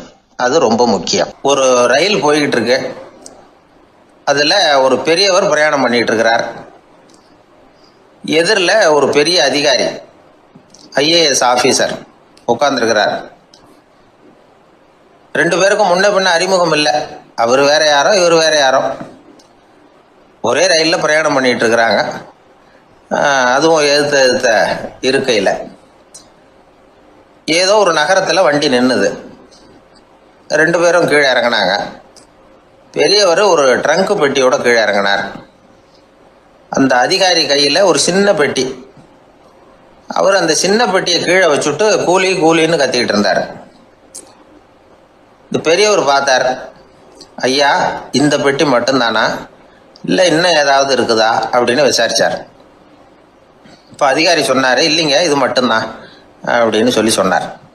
இதுக்கு என்னத்துக்காக கூலி ஆள், நானே எடுத்துக்கிட்டு வரேனே வாங்க அப்படின்னு சொல்லி அந்த பெட்டியை அந்த பெரியவர் கையில் எடுத்துக்கிட்டார். எடுத்ததும் 2 பேரும் பேசிக்கிட்டே நடந்து வராங்க. இப்போ பெரியவர் சொன்னார், இப்போ உள்ள நாகரிகம் எப்படி இருக்குன்னா, சுமை கால் பணம் சுமக்கூலி முக்கால் பணம் அப்படிங்கிற மாதிரி இருக்கு. பணத்தை வீணாக்கிறதோட இது கௌரவம்னு வேற நினைக்கிறாங்க அப்படின்னார். அவர் சொல்கிறது சரிதான். 10 ரூபாய் மதிப்புள்ள ஒரு சுமையை 30 ரூபா கொடுத்து தூக்கிட்டு போவோம். நாமே அதை தூக்குனா நமக்கு கௌரவ குறைச்சல் அப்படின்னு நினைப்போம். இதுதான் நம்ம நிலைமை. ஆனால் அந்த பெரியவர் என்ன சொன்னார் தெரியுமா? நீங்கள் எங்கே போகணுமோ அது வரைக்கும் நானே இதை எடுத்துகிட்டு வரேன் அப்படின்னார். இந்த அதிகாரி பக்கத்தில் உள்ள ஒரு ஹோட்டல் வரைக்கும் போனார். பெரியவரும் அங்கே கொண்டுட்டு போய் பெட்டியை வச்சார். உடனே அந்த பெரிய அதிகாரி அவருக்கு பணம் கொடுக்கறதுக்காக பர்ஸை எடுத்தார். உடனே இவர், ஐயா எனக்கு கூலி எதுவும் வேணாம், உங்களுக்கு சேவை செய்கிறது என்னுடைய கடமை. நான் இந்த சேவையை செய்தது பணத்துக்காக இல்லை, அன்புக்காக அப்படின்னு சொல்லிவிட்டார். அதுக்கப்புறம் அவர் நன்றின்னார். 2 பேரும் பிரிஞ்சுட்டாங்க. இது முடிஞ்சது. அன்னைக்கு சாயந்தரம் அங்கே ஒரு பெரிய கூட்டம் நடக்குது. இந்த அதிகாரியும் அந்த கூட்டத்துக்கு போகிறார். மக்கள் கூட்டம் ரொம்ப அதிகம். அதனால் இந்த அதிகாரியும் ஒரு ஓரமாக உட்காந்துக்கிட்டார். அப்புறம் கொஞ்ச நேரத்தில் இந்த முக்கிய விருந்தினர் பேசுறதுக்காக வரார் மேடைக்கு. மேடையில் இருந்த பெரியவங்கள்லாம் எழுந்திரிச்சு நின்று அவருக்கு மாலை போட்டு மரியாதை செய்கிறாங்க. எங்கேயோ ஒரு மூலையில் உட்காந்துருந்தார் அதிகாரி. அவர் இதை கவனித்தார். அவருக்கு ரொம்ப ஆச்சரியம், அதிர்ச்சி. ஏன்னா அங்கே பேச வந்த முக்கிய விருந்தினர் வேற யாரும் இல்லை, இன்னைக்கு காலையில் இவர் பெட்டியை தூக்கிட்டு வந்தார் பெரியவர், அவர் தான். சரி, அந்த பெரியவர் யார் தெரியுமா? அவர் தான் ஈஸ்வர சந்திர வித்யாசாகர். கூட்டம் முடிஞ்சது. அதிகாரி அவரை தேடி ஓடினார். அவர் கைகளை பிடிச்சிக்கிட்டார். ஐயா என்னை மன்னிச்சுடுங்க அப்படின்னாரு. அப்புறம் சொன்னார், அகங்காரங்கிற கெட்ட புத்தி தான் உண்மையை கண்கள்ல இருந்து மறைக்குது. அகங்காரம் தான் மனுஷனை அழிக்குது. நீங்கள் ரொம்ப பெரிய மனிதர், இருந்தாலும் மனிதத்தன்மையோடு நடந்துக்கிறீங்க. இந்த அன்பு, தயவு, பொறுமை இதெல்லாம் இல்லைன்னா மனிதனாக இருக்கிறதுல என்ன பிரயோஜனம் அப்படின்னு சொல்லிவிட்டு அந்த அதிகாரி போனாராம். மனிதத்தன்மைன்னா என்ன அப்படிங்கிற கேள்விக்கு இந்த பெரியவர் ஒரு உதாரணம். இப்பெல்லாம் அப்படியா இருக்கிறாங்க? ஒரு பெரியவர் ஒரு பெட்டியை தூக்கிட்டு வந்துக்கிட்டு இருக்கிறார். ஒரு இளைஞன் ஓடி வந்தான். கொடுங்க சார், நான் தூக்கிட்டு வரேன்னா. கொடுத்தார். வாங்கி தலையில் வச்சுக்கிட்டான். அப்புறம் சொன்னான், அடுத்தவங்க சிரமப்படக்கூடாதுங்கிறது என்னுடைய கொள்கை அப்படின்னா. அது நல்லது தான்னார் அவர். கடைசியில் பெட்டியை கொடுத்தான். வாங்கிக்கிட்டு பர்ஸை திறந்தார் பணம் கொடுக்கறதுக்காக. வேணாங்க அப்படின்னு விட்டான் அந்த இளைஞன். ஏன்னார், நான் சொன்னேன் அடுத்தவங்க சிரமப்படக்கூடாதுங்கிறது என்னுடைய கொள்கைன்னு. அதனால் உங்களுக்கு சிரமம் கொடுக்கக்கூடாதுங்கிறதுக்காக வரும்பொழுது நானே உங்கள் பர்ஸை எடுத்து வேணுங்கிற பணத்தை எடுத்துக்கிட்டு திருப்பி உங்கள் பாக்கெட்லேயே போட்டுட்டேன் அப்படின்னா. இப்படி இருக்குது இந்த காலம். அதனால் வாழ்க்கையில் அன்பு, தயவு, பொறுமை இதெல்லாம் ரொம்ப அவசியம் அப்படிங்கிறத நாம் புரிஞ்சுக்கணும். ஒருத்தர் ரொம்ப கவலையோடு உட்காந்துருந்தார்.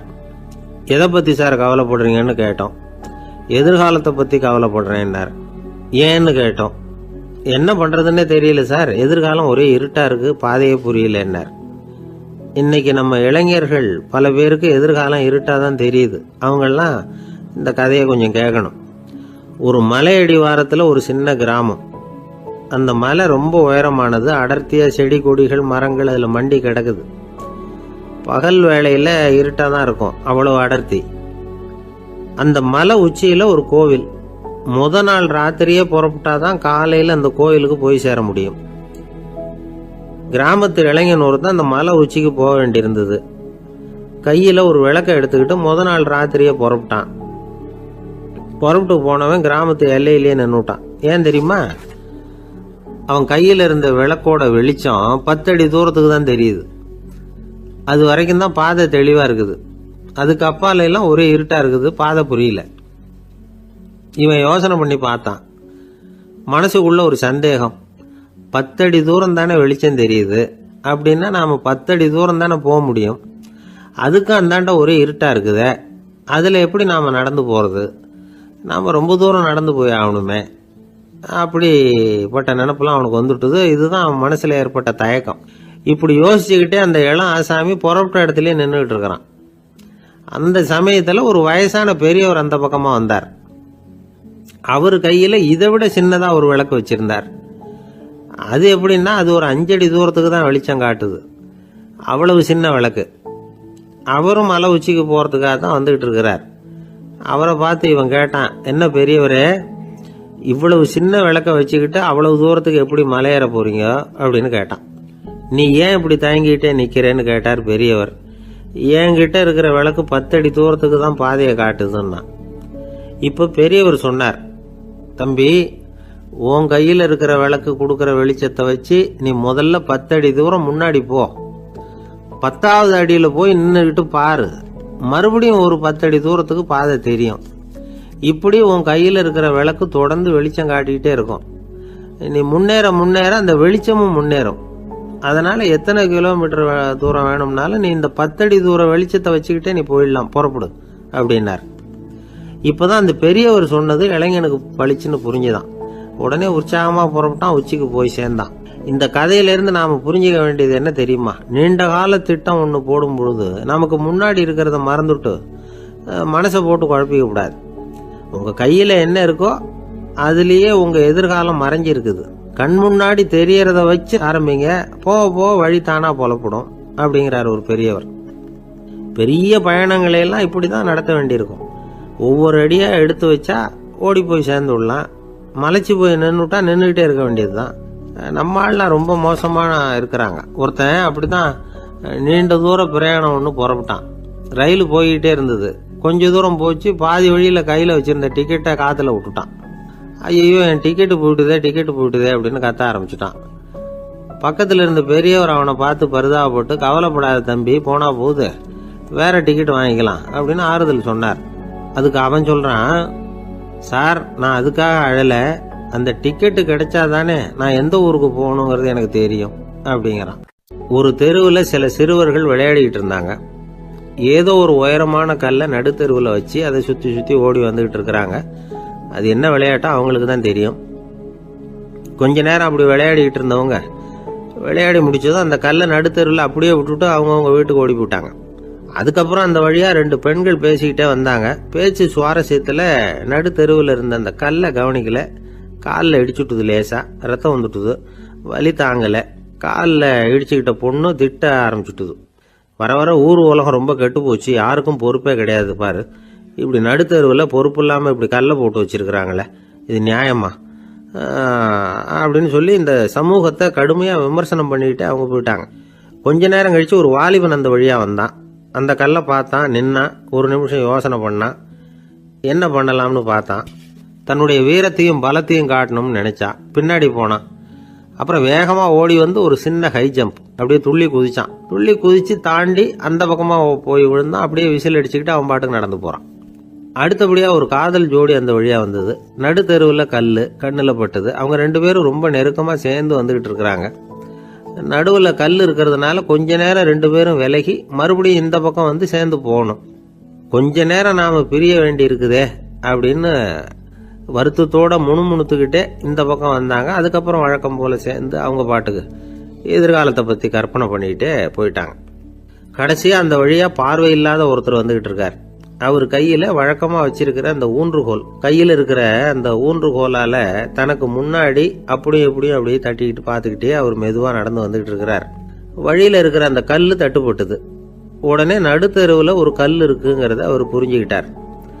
உடனே குனிஞ்சார். அந்த கல்லை தடவி பார்த்து எடுத்தார். தெரு ஓரமாக கொண்டுட்டு போய் போட்டார். அதுக்கப்புறம் அவர் பாட்டுக்கு அவர் வழியில் நடந்து போனார். இப்போ இதில் பல பேர் வந்தாங்க போனாங்க. இவங்களில் பார்வை உள்ளவங்க யார், பார்வை இல்லாதவங்க யார்? இப்படி ஒரு கேள்வி கேட்டால் என்ன பதில் சொல்ல முடியும்? கொஞ்சம் யோசிச்சு பார்த்தா இன்னைக்கு பல பேர் இப்படி தான் இருந்துகிட்டு இருக்கிறோம். ஒரு ஆள் பார்க்கறதுக்கு பெரிய மனுஷன் மாதிரி இருக்கார். ஒரு தெரு வழியாக நடந்து வந்துகிட்டு இருந்தார். இருட்டு நேரம். வழியில ஒரு பெரிய கல் கிடந்தது, கருங்கல். பார்த்தார். கொஞ்ச நேரம் யோசிச்சார். போய் தூக்கி பார்த்தா ரொம்ப கனமா இருந்தது. இன்னொரு ஆள் சேர்ந்தாதான் தூக்க முடியும். இவர் உடனே ரோட்டோரமா போய் ஒரு மரத்தடியில உட்காந்துக்கிட்டார். 2 பக்கமும் பார்த்துக்கிட்டே இருக்கார், யாராவது வர்றாங்களான்னு. கொஞ்ச நேரத்துல ஒருத்தர் வந்தார். இவருக்கு தெரிஞ்சவர். என்னங்க இந்த நேரத்துல இங்க உட்காந்துருக்கிறீங்கன்னு கேட்டார் அவர். அதோ அந்த கருங்கல் அப்படின்னு சுட்டி காட்டினார். ஓ, அதை தூக்கி ஓரமா போடணுமா? வாங்க 2 பேரும் தூக்கலான்னார் வந்தவர். நான் அதுக்காக உட்காந்துருக்கலன்னாரு இவர். பின்ன வேற எதுக்காகன்னார் அவர். ஒரு மனுஷன் கருங்கல்ல காலை இடிச்சுக்கிட்டான்னா எப்படி துள்ளுவான்னு பார்க்கணுங்கிறது எனக்கு ரொம்ப நாளா ஒரு ஆசை, அதுக்காக தான் உட்காந்துருக்கிறேன் அப்படின்னாராம். ஒரு நாள் ஒரு தகப்பனார் தன்னுடைய பிள்ளைய அழைச்சிட்டு வந்தார். சார், இவன் சரியா படிக்க மாட்டேங்கிறான், பெரியவங்களை மதிக்க மாட்டேங்கிறான். நீங்கள் கொஞ்ச நாள் இவனுக்கு குருவாக இருந்து நல்ல விஷயங்களை சொல்லி கொடுத்தா தேவையில்லைன்னார். பெரியவங்களையே மதிக்காதவன் எப்படி என்ன மதிக்க போகிறான் அப்படிங்கிறது நமக்கு யோசனை வரும் இல்லையா? வேணாங்க என்னை விட்டுருங்க அப்படின்னோம். அவர் விட மாட்டேன்னு விட்டார். இல்லைன்னா அவரே சிஷ்யன் ஆகிடுவார் போல இருந்தது. சரி, வேறு வழி இல்லாமல் அந்த பையனையே என்னுடைய சீடை நான் ஏற்றுக்கிட்டு உபதேசம்லாம் பண்ண ஆரம்பித்தோம். அதாவது குரு பக்தின்னா அது எப்படி இருக்கணுங்கிறத பற்றி சொல்லி கொடுத்தோம் அவனுக்கு. சதமகர் அப்படின்னு ஒரு குரு இருந்தார். அவருக்கு ஒரு சீடர். அவன் பேர் துளசி சைதன்யன். நைஷ்டிக பிரம்மச்சாரி. தன்னுடைய குருவுக்கு எந்த நேரத்தில் எது தேவைங்கிறத புரிஞ்சுக்கிட்டு சேவை செய்கிறவன். ஆனால் இவனை பற்றி மற்ற சீடர்களுக்கு பொறாமல் வந்துட்டுது. இவன் மட்டும் இப்படி இருக்கானேன்னு உடனே குரு கிட்ட போய் கோல் மூட்டினாங்க. அவன் சரியில்லை, அவன் நடந்துக்கிறது சரியில்லை, அப்படி இப்படின்னு எதையாவது சொல்லி. இருந்தாலும் இதையெல்லாம் அந்த குரு நம்பலை. அவருக்கு தெரியும் யார் யார் எப்படின்னு. துளசி சைதன்யன் பெருமையை மற்ற சீடர்களுக்கு உணர்த்தணும் அப்படின்னு நினைச்சார். அதுக்கு ஒரு வழி பண்ணார். ஒரு நாள் சீடர்களை எல்லாம் கூப்பிட்டுக்கிட்டு ஒரு காட்டு வழியாக போய்கிட்டு இருந்தார். அங்கே ஒரு பெரிய மலை அருவி கொட்டிக்கிட்டு இருந்தது. குரு சீடர்கள் பக்கம் திரும்பினார். இந்த மலையின் மேலே இருந்து அந்த படுபாதாளத்தில் குதிக்கிறதுக்கு உங்களில் யார் தயார் அப்படின்னு கேட்டார். ஒரு சீடனும் வாயை திறக்கலை, ஒதுங்கி நின்றுக்கிட்டாங்க. பின்னாடி மூட்டை முடிச்சோடு வந்துக்கிட்டு இருந்தான் துளசி சைதன்யன். அவனை பார்த்தார். தபாருப்பா, நீ மேலே இருந்து அந்த அருவியில் குதி அப்படின்னார். அப்படியே செய்கிறேன் சுவாமின்னா ஓடி போய் பொத்துன்னு குதிச்சுட்டான். அடுத்த கணமே குருநாதர் தன்னுடைய யோக சக்தியால் பறந்து போய் அவன் கீழே விழுந்துடாமல் தாங்கி பிடிச்சி கொண்டுகிட்டு வந்துட்டார். மற்ற சீடர்களுக்கெல்லாம் ஒரு மாதிரி ஆயிட்டுது. அடுத்தபடியாக என்ன பண்ணலாம்னு யோசிச்சாங்க இவனை மாட்டி விடுறதுக்கு. ஒரு நாள் வெத்தலை அடிக்கிற ஒரு சின்ன உரலையும் உலக்கையையும் எடுத்து ஒளிய வச்சுட்டாங்க. சதமகர் சன்னியாசி இல்லை, அவர் வெத்தலை போடுவார். பல்லு சரியில்லை, அதனால் இடித்து தான் வெத்தலையை போடணும். திடீர்னு வெத்தலை பாக்கு கேட்டார். வழக்கமாக உரலில் இடித்து தர்றது தான் துளசியின் பழக்கம். உரலை தேடினா கிடைக்கல, என்ன பண்ணுறது? குரு கேட்டுவிட்டாரே, குரு சேவை தானே முக்கியம்.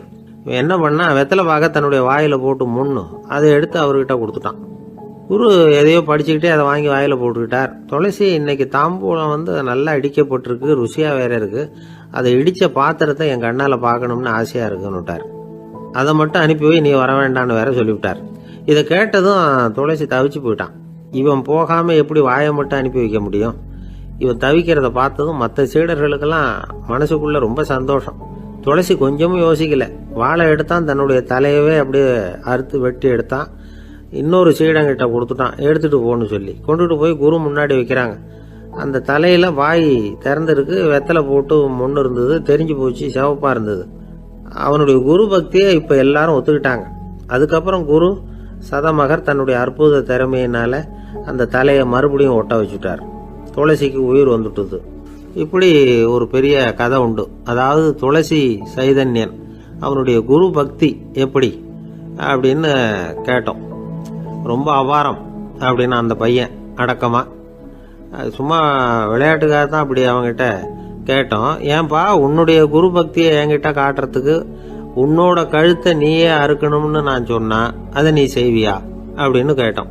என்னுடைய கழுத்தை நானே அறுக்க வேண்டிய அவசியம் இல்லை சார் அப்படின்னா அவன். ஏண்டான்னு, அதே காரியத்தை தான் இனிமே நீங்க தினமும் செய்ய போறீங்களே சார் அப்படிங்கிறான். ஆசைப்படுறதுல தப்பு இல்லை, ஆனா அந்த ஆசை தேவைக்கு தகுந்த மாதிரி இருக்கணும். தேவைக்கு மீறிய ஆசைகள் இருக்கு பாருங்க, அது தேவையில்லை. இந்த கருத்தை வலியுறுத்தது மாதிரி ஒரு கதை உண்டு. தேவேந்திரனுக்கு திடீர்னு வீடு கட்டணும்னு ஒரு ஆசை வந்துதான். வீடுன்னா நாம கட்டுற மாதிரி இல்லை.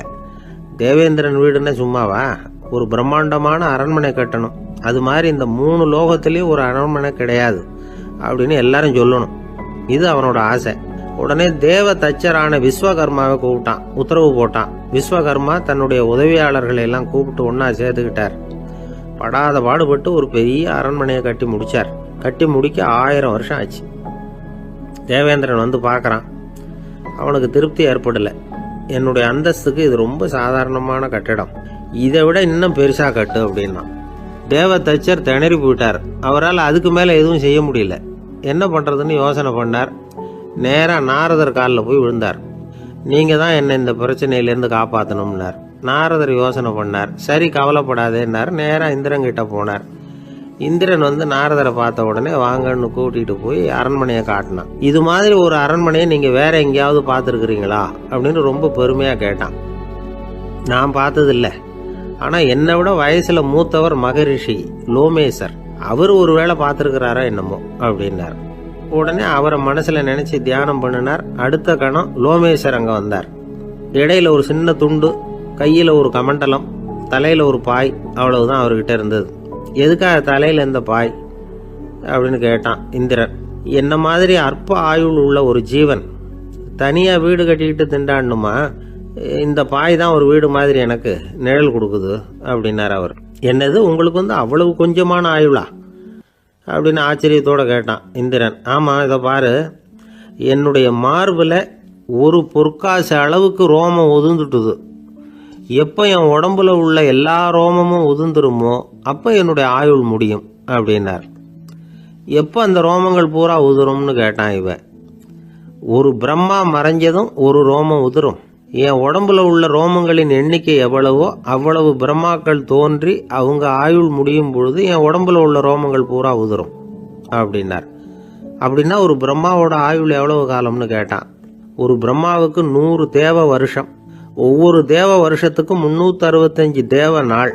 ஒவ்வொரு தேவ நாள்லையும் ஒன்ன மாதிரி 14 இந்திரர்கள் தோன்றி மறைகிறாங்க அப்படின்னு மகரிஷி லோமேசர் சொல்றார். இதை கேட்டதும் இந்திரன் ஆடி போயிட்டான்.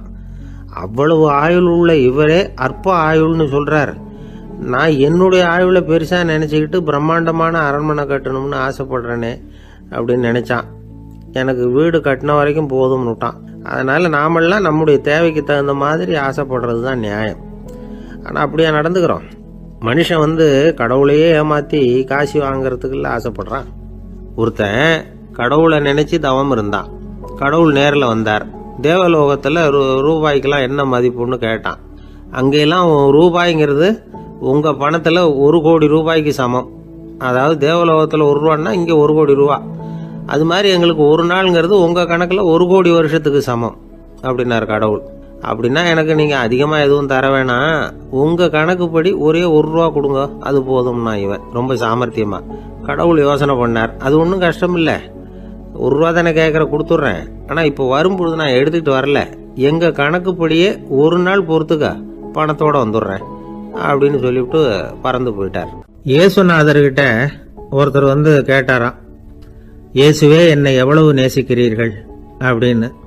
அவர் தன்னுடைய 2 கைகளையும் அகல விரித்து இவ்வளவு என்று சொல்லி சிலுவையில் உயிர் நீத்தார் அப்படின்னு சொல்லுவாங்க. அதாவது அந்த நேசிப்புக்கு எல்லை கிடையாது, அதே போல மன்னிப்புக்கும் எல்லை கிடையாது. இது இயேசுநாதர் சொல்லி கொடுத்த ஒரு பாடம். இயேசுனுடைய சீடர்களில் ஒருத்தன் பீட்டர், அவன் ஒரு நாள் இயேசுநாதர்கிட்ட கேட்டிருக்கான், இயேசுவே நான் வந்து என்னுடைய தம்பி கிட்ட அடிக்கடி சண்டை போட்டுக்கிட்டு இருக்கிறேன், என்னுடைய சகோதரன் கூட. அவனை நான் எத்தனை தடவை மன்னிக்கிறது? ஏற்கனவே 7 தடவை அவனை மன்னிச்சுட்டேன் அப்படின்னு சொல்லியிருக்கிறான். அப்போ இயேசு சொன்னாராம், மன்னிக்கிறதுக்கு எத்தனை தடவைங்கிற கணக்கெல்லாம் கிடையாது. எத்தனை தடவை உன்னுடைய சகோதரன் உன்னை கோபப்படுத்துகிறானோ அத்தனை தடவை நீ மன்னிக்கிறதுக்கும் தயாராக இருக்கணும், அதுதான் அப்படின்னு சொன்னாராம். அப்போ இவனுக்கு ஒன்றும் புரியல, இது என்ன அவன் தப்பு பண்ணிக்கிட்டே இருப்பான், நாம் மன்னிச்சுக்கிட்டே இருக்கிறதா அப்படிங்கிறது மாதிரி குழப்பமாக இருந்திருக்கிறான். அப்போ இயேசுநாதர் தன்னுடைய சீடன் பீட்டர்கிட்ட ஒரு கதை சொன்னாராம். அந்த கதை இன்றைக்கு நாம் வந்து எல்லாரும் சிந்தித்து பார்க்க வேண்டிய ஒரு கதை. அதாவது மன்னிப்பை விரும்புகிறவர்கள் மன்னிக்கவும் தயாராக இருக்க வேண்டும் அப்படிங்கிறது தான் அந்த கதையினுடைய தத்துவம். அந்த இயேசுநாதர் சொன்ன கதை என்னன்னா, ஒரு மன்னர் இருந்தார். அவர் ஒரு நாள் அரண்மனையில் உட்காந்து கணக்கு வழக்குகள்லாம் பார்த்துக்கிட்டு இருந்தார். நம்ம அரண்மனையிலேருந்து யார் யார் அரசாங்க கடன் வாங்கியிருக்கிறாங்க, யார் யார் திருப்பி செலுத்தியிருக்கிறாங்க அப்படிங்கிற விவரத்தையெல்லாம் பார்த்துக்கிட்டு இருந்தார். அப்போ தான் புரிஞ்சுது, அந்த அரண்மனையில் வேலை செய்கிற ஒருத்தனே அரசாங்க கடன் ஒரு வாங்கியிருக்கிறான். எவ்வளவு? 10,000 பொற்காசுகள் வாங்கியிருக்கான் கடன். இந்த 10,000 பொற்காசுகளை திருப்பி செலுத்தலை அரசாங்கத்துக்கு. இது மன்னர் கவனத்துக்கு வந்தது. உடனே நம்ம அரண்மனையில் இருக்கிறவனே அரசு கடன் வாங்கி திருப்பி செலுத்தாமல் இருக்கான், அவனை கூப்பிட்டு வாங்கன்னு சொல்லி கூப்பிட்டுட்டு வந்தாங்களாம். விசாரிச்சிருக்கிறாங்க, என்னப்பா நீ எவ்வளோ ஒன்று? ஆமாங்க 10,000 பொற்காசுகள் வாங்கியிருக்கிறேன், இன்னும் திருப்பி கட்டலைன்றான். உடனே அவர் மன்னர் சொல்லியிருக்கிறார், நம்ம சட்டத்திட்டப்படி நீ உடனே பணத்தை திருப்பி கட்டிடு, அப்படி உன்னால் கட்ட முடியலன்னா உன்னுடைய வீடு வாசல் சொத்து சுகம் எல்லாத்தையும் விற்று அந்த பணத்தை அரசு கருவூலத்தில் சேர்த்துக்கிறதுக்கு நானே ஏற்பாடு பண்ணிடுறேன் அப்படின்னு அந்த மன்னர் சொன்னாராம். இவன் அப்படியே அதிர்ச்சி ஆகிட்டான். அப்படியே பொத்துன்னு காலில் விழுந்தானா. மன்னா, என்னை மன்னிச்சுங்க, என்னால் முடியல, எனக்கு மன்னிப்பு கொடுங்க அப்படின்ட்டுருக்கான். உடனே அவர் எழுந்திரிச்சு, சரி நீ மன்னிப்பு கேட்டுவிட்ட, அதனால் உன்னை மன்னிக்கிறேன், நீ பணம் கட்ட வேண்டாம் அப்படின்னு சொல்லி அந்த மன்னர் அவனை விட்டுட்டாராம். பணத்தையும் தள்ளுபடி போட்டார், நீ திருப்பி கட்ட வேண்டான்னு. இவனுக்கு ரொம்ப மகிழ்ச்சி. அதனால் ரொம்ப உல்லாசமாக வந்துகிட்டு இருக்கிறான். தெருவில் வந்துக்கிட்டு இருக்கிறப்ப இவங்கிட்ட கடன் வாங்கின ஒருத்தன் எதுக்கு வந்துக்கிட்டு இருக்கான். அவன் இவங்கிட்ட ஒரு 100 பொற்காசுகள் கடன் வாங்கியிருக்கான். அவன் வந்தான். இவன் போய் அவன் சாட்டையை பிடிச்சிக்கிட்டான், நீ எப்படா என் கடனை திருப்பி கொடுக்க போகிறேன்னு. அவன் இப்போ முடியல, கொஞ்சம் பொறுத்துக்கா, அப்புறம் தரேன் இருக்கான். அதெல்லாம் முடியாது, நீ கொடுத்து தான் ஆகணும் அப்படின்னு இவன் புடிவமாக சொல்கிறான். இப்போ நிலைமையை பாருங்கள். இவன் ஏற்கனவே 10,000 பொற்காசுகள் அரசாங்கத்தில் கடன் வாங்கினா அதுக்கு மன்னிச்சு விட்டுட்டார் இவனை. ஆனால் இவன் இன்னொருத்தனை மன்னிக்கிறதுக்கு தயாராக இல்லை. இவங்கிட்ட கடன் வாங்கின இன்னொருத்தன் 10 பொற்காசுகள் அவனை மன்னிக்க தயாராக இல்லை. அவனை கொண்டு போய் நீதிமன்றத்தில் கொண்டு போய் நிறுத்தி தண்டனை வாங்கி கொடுத்துட்டான். நீதிபதி என்ன சொன்னார், அந்த இவன் வாங்கின பொற்காசுகளை திருப்பி கட்டுற வரைக்கும் ஜெயிலில் இருக்கணுங்கிறது தீர்ப்பு. ஆனால் உடனே அரசர் காதில் வந்து விழுந்தது. சொல்லிட்டாங்க, உங்ககிட்ட மன்னிப்பு வாங்கிட்டு போனானே ஒருத்தன், அவன் இன்னொருத்தனை மன்னிக்கிறதுக்கு தயாராக இல்லை, அவனை கொண்டு போய் ஜெயிலில் அடைச்சிட்டான் அப்படின்னு. உடனே மன்னர் பார்த்தார், இவனை மறுபடியும் கூப்பிட்டு வர சொன்னார். தபாரப்பா, நான் உன்னை மன்னிச்சு விட்டேன், ஆனால் நீ இன்னொருத்தனை மன்னிக்கிறதுக்கு தயாராக இல்லை, அதனால் என்னுடைய தீர்ப்பையும் மாத்துறேன், நீயும் அரசு கடன் தீர்ற வரைக்கும் ஜெயிலில் தான் இருக்கணும் அப்படின்னு சொல்லி ஜெயிலுக்கு அனுப்பிச்சிட்டாராம். இப்படி ஒரு கதையை இயேசுநாதர் தன்னுடைய சீடருக்கு சொன்னதாக ஒரு வரலாறு. அது என்ன, அதுலேருந்து நாம் புரிந்து கொள்ள வேண்டியதுன்னா, நாம் மன்னிக்கப்படணும்னு நாம் விரும்புகிறோம்னா நாம் இன்னொருத்தரை மன்னிக்கிறதுக்கு தயாராக இருக்கணும். அதனால் நாம் இன்னொருத்தரை யாரையும் மன்னிக்க மாட்டோம், ஆனால் என்ன இன்னொருத்தரை மன்னிக்கணும் அப்படிங்கிறது மாதிரி செய்யக்கூடாதுன்னு சொல்லுவாங்க. அது மாதிரி நாம் இப்போ இது தப்பாக புரிஞ்சுக்கிறவங்களும் இருக்கிறாங்க. பாவம் மன்னிப்புங்கிறதுலாம் எதுக்குன்னா, அதாவது மறுபடியும் பாவம் செய்யாமல் இருக்கிறதுக்காக தான். அதான் மன்னிக்கிறாரே அப்படிங்கிறதுக்காக மறுபடியும் பாவம் பண்ணிகிட்டு இருக்கிறது இல்லை. அதான் ஒருத்தர் கேட்டாராம், பாவத்திலேருந்து மன்னிப்பு கிடைக்கணும்னா நீ என்ன செய்யணும் அப்படின்னு கேட்டிருக்கார். அதுக்கு அவன் சொல்லியிருக்கிறான், நான் முதல்ல பாவம் செய்யணும், அப்போ தானே மன்னிப்பு கிடைக்கும் அப்படின்னு நானாம். இப்படிப்பட்டவர்கள் தான் இன்றைக்கி உலகத்தில் அதிகமாக இருக்கிறாங்க. அதனால் இந்த மன்னிப்பின் மகத்துவங்கிறது இயேசுநாதர்கிட்டேருந்து தான் நாம் புரிஞ்சுக்கணும். அந்த இயேசு சொன்ன அந்த மன்னிக்கிற மனோபாவம் இருந்தால் இன்றைக்கி உலகம் பூராவும் அமைதி பூங்காவாக இருக்கும். அதில் ஒன்றும் ஆச்சரியமே இல்லை, அதில் ஒன்றும் சந்தேகமும் இல்லை. அதனால் மன்னிக்கிற மனோபாவத்தை நாம் எல்லாரும் நமக்குள்ளே வளர்த்து கொள்ள வேண்டும் அப்படிங்கிறது தான் நாம் இன்றைக்கு எல்லோரும் சிந்தித்து பார்க்க வேண்டிய ஒரு செய்தி. என்ன சார், உங்கள் பையன் என்ன செஞ்சுக்கிட்டு இருக்கிறான் இப்போ அப்படின்னு கேட்டார் ஒருத்தர். அடிக்கடி கண்ணாடி முன்னாடி நின்று அழகு பார்த்துக்கிட்டு இருக்கிறான் சார் அப்படின்னாரு அப்பா. இளம் பருவம் இப்படி தான் இருக்கும், அதையெல்லாம் சாதாரணமாக நினச்சிடாதீங்க அப்படின்னாரு அவர். என்ன சார் சொல்கிறீங்க, கண்ணாடி முன்னாடி நின்றுக்கிட்டு நேரத்தை வீணாக்கிக்கிட்டு இருக்கான், அதை ஒரு பெரிய விஷயமா நான் நினைக்கணுமா அப்படின்னாரு இவர். இளம் பருவத்தில் இளைஞர்களுக்கும் சின்ன பொண்ணுங்களுக்கும் அடிக்கடி கண்ணாடியில் பார்க்கணும்னு தோணும். அது வெறுமனே அழகு பார்க்கறது மட்டும் இல்லை, அவங்க தங்களையே தேடி கண்டுபிடிக்கிற ஒரு முயற்சி அது. இது ஒரு மனோதத்துவ விளைவு. இது வரைக்கும் சின்ன பிள்ளையா இருந்துட்டோம், இனிமேல் நாமளும் மற்றவங்க மாதிரி மனிதர்கள் தான் அப்படிங்கிற உணர்வு அவங்களுக்கு வருது. தங்களோட முகம் எப்படி இருக்குது, அழகு எப்படி இருக்குது, உடம்பு நேரம் எப்படி இருக்குது, முடி எப்படி இருக்குது அப்படிங்கிறதையெல்லாம் கண்டுபிடிக்கிறாங்க. அதுக்கப்புறம் இன்னொரு ஆணோ பொண்ணோ தன்னை கவனிக்கணும் அப்படின்னு நினைக்கிறாங்க. இதெல்லாம் மனோதத்துவ உண்மைகள், இதெல்லாம் இயற்கை. இதை பார்த்துட்டு பெற்றவங்க பிள்ளைங்க கெட்டு போட்டாங்க அப்படின்னு நினைக்கக்கூடாது, அவங்கள திட்டிக்கிட்டே இருக்கக்கூடாது. இன்னைக்கு பல குடும்பங்களில் இதுதான் நடந்துகிட்டு இருக்குது. மனுஷ வாழ்க்கையிலேயே இப்படியும் இல்லாத அப்படியும் இல்லாத ஒரு பருவம் இளம் பருவம். 13லேருந்து 19 வயசுக்கு உட்பட்ட ஆண்கள் பெண்கள் இந்த வகையை சேர்ந்தவங்க, டீனேஜ் குரூப். இவங்களை சின்னவங்கன்னு நினச்சிட முடியாது, பெரியவங்கன்னு நினச்சிட முடியாது. இவங்க ரொம்ப சென்சிட்டிவ். சமூகம் நினச்சா இவங்களை நல்லவங்களாகவும் ஆக்கலாம், கெட்டவங்களாகவும் ஆக்கலாம். கொஞ்சம் அக்கறை எடுத்துக்கிட்டால் பெரிய பெரிய மேதைகளையும் விஞ்ஞானிகளையும் உருவாக்கலாம். ஆனால் நடக்கிறது என்ன தெரியுமா, அநேகமாக இவங்களை யாருமே சரியாக புரிஞ்சுக்கிறது இல்லை, இவங்களை சரியாக நடத்துறதும் இல்லை. இது வரைக்கும் நாம் சொல்கிறத கேட்டுக்கிட்டு இருந்தான், இப்போல்லாம் அவன் இஷ்டத்துக்கு நடக்க ஆரம்பிச்சுட்டான் அப்படின்னு வருத்தப்படுற பெற்றோர்கள் அதிகம். இது வருத்தப்படுற விஷயம் இல்லை, சந்தோஷப்பட வேண்டிய விஷயம். உங்கள் புள்ள சொந்தமாக யோசிக்க ஆரம்பிக்கிறதும் நடந்துக்க ஆரம்பிக்கிறதும் ஒரு தப்பான விஷயமா? அவன் கடைசி வரைக்கும் உங்கள் பேச்சையே கேட்டுக்கிட்டு இருக்கணுங்கிறது என்ன நியாயம்? இன்னைக்கு இளைஞர்களை பெரியவங்க தப்பாக புரிஞ்சுக்கிட்டு தவறாக நடத்துறதுனால தான் அவங்களுக்கு வெறுப்பு, எரிச்சல், மனக்கசப்பு எல்லாம் உண்டாகுது. பெற்றவங்க சரியாக மதிக்கிறது இல்லை அப்படிங்கிற ஒரே காரணத்தினாலேயே வீணாக போகிற பிள்ளைங்க இன்னைக்கு அதிகம். சரி, பெற்றவங்களுக்கு இன்னைக்கு என்ன தான் புத்தி சொல்ல வர்றீங்க அப்படின்னு கேட்குறீங்களா? நாம் எதையும் சொல்ல வரல. ஆனால் அது சம்பந்தமான சில நிபுணர்கள் சொல்லியிருக்கிறத உங்கள் காதில் போட்டு வைக்கலாம். அது என்னென்னா, பிள்ளைங்க கிட்ட அன்பு செலுத்துங்க. குழந்தையா இருந்தப்போ எவ்வளவு பாசமாக இருந்தீங்க, வளர வளர அதை ஏன் குறைச்சிக்கிறீங்க? பெற்றவங்களின் அன்பான வார்த்தைகளுக்கு ஏங்குறவங்க தான் இன்றைய இளைஞர்கள். அவங்க எதை சொன்னாலும் அதை அக்கறையாக காது கொடுத்து கேளுங்க, அலட்சியப்படுத்தாதீங்க. அவங்க விரும்புறது உங்ககிட்ட இருந்து ஒரு மதிப்பு, மரியாதை, அங்கீகாரம், இவ்வளவுதான். அவங்க அவங்களாவே முடிவுகள் எடுக்கட்டும், அதுக்கு நீங்கள் உதவியாக இருங்க, அது போதும். மற்றவங்க முன்னாடி, முக்கியமாக அவங்க நண்பர்கள் முன்னாடி அவங்கள பற்றி மட்டமாக பேசாதீங்க. அவங்கக்கிட்ட பொய் சொல்லக்கூடாது. நீங்கள் சொன்னது பொய்ன்னு தெரிஞ்சு போச்சுன்னா உங்கள் பேரில் அவங்களுக்கு இருக்கிற மதிப்பு போயிடும், நம்பிக்கை போயிடும். அவங்களுக்கு முன்னாடி நீங்கள் சண்டை போடக்கூடாது. உங்கள் பிள்ளைய எப்பவும் இன்னொரு பிள்ளையோட ஒப்பிட்டு பேசுகிற வேலையே வேணாம். கூட பிறந்த மற்றவங்களோட கூட ஒப்பிடக்கூடாது. இப்படி செஞ்சால் அவன் உங்ககிட்டையும் பிரியமாக இருக்க மாட்டான், அவங்ககிட்டையும் பிரியமாக இருக்க மாட்டான். புள்ள எங்கே போகிறான், என்ன பண்ணுறான் அப்படின்னுலாம் துப்பறிஞ்சிக்கிட்டு இருக்கக்கூடாது. இளைஞர்கள் தனிமையை விரும்புகிறவங்க. அவங்கள பெட்டியில் வச்சு மூடி பாதுகாக்கணும்னு நினைக்கக்கூடாது. அவங்கள எப்படி பாதுகாக்கிறது அப்படிங்கிறது அவங்களுக்கே தெரியும். உங்கள் புள்ள எப்படி நடந்துக்கணும்னு நீங்கள் எதிர்பார்க்குறீங்களோ அது மாதிரி நீங்கள் நடந்து காட்டுங்க, அது போதும். ஒரு வீட்டில் அப்பாவும் அம்மாவும் பேசிக்கிட்டு இருக்கிறாங்க.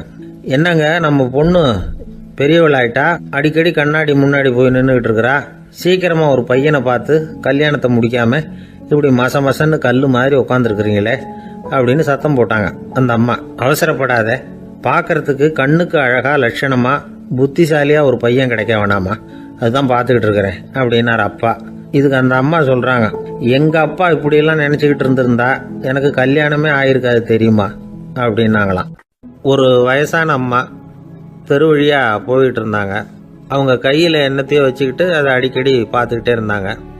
ஒருத்தன் மெதுவாக அவங்கக்கிட்ட போய் கையில் இருக்கிறது என்ன அப்படின்னு எட்டி பார்த்தா அவங்க கையில் 4 பல் இருந்துதான்.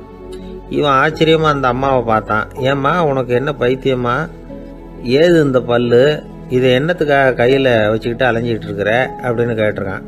அதுக்கு அந்த அம்மா விவரம் சொல்ல ஆரம்பித்தாங்களாம். இதை பாருப்பா, எனக்கு ஒரு மகன் இருந்தான், அவனை ரொம்ப செல்லமாக வளர்த்தேன்.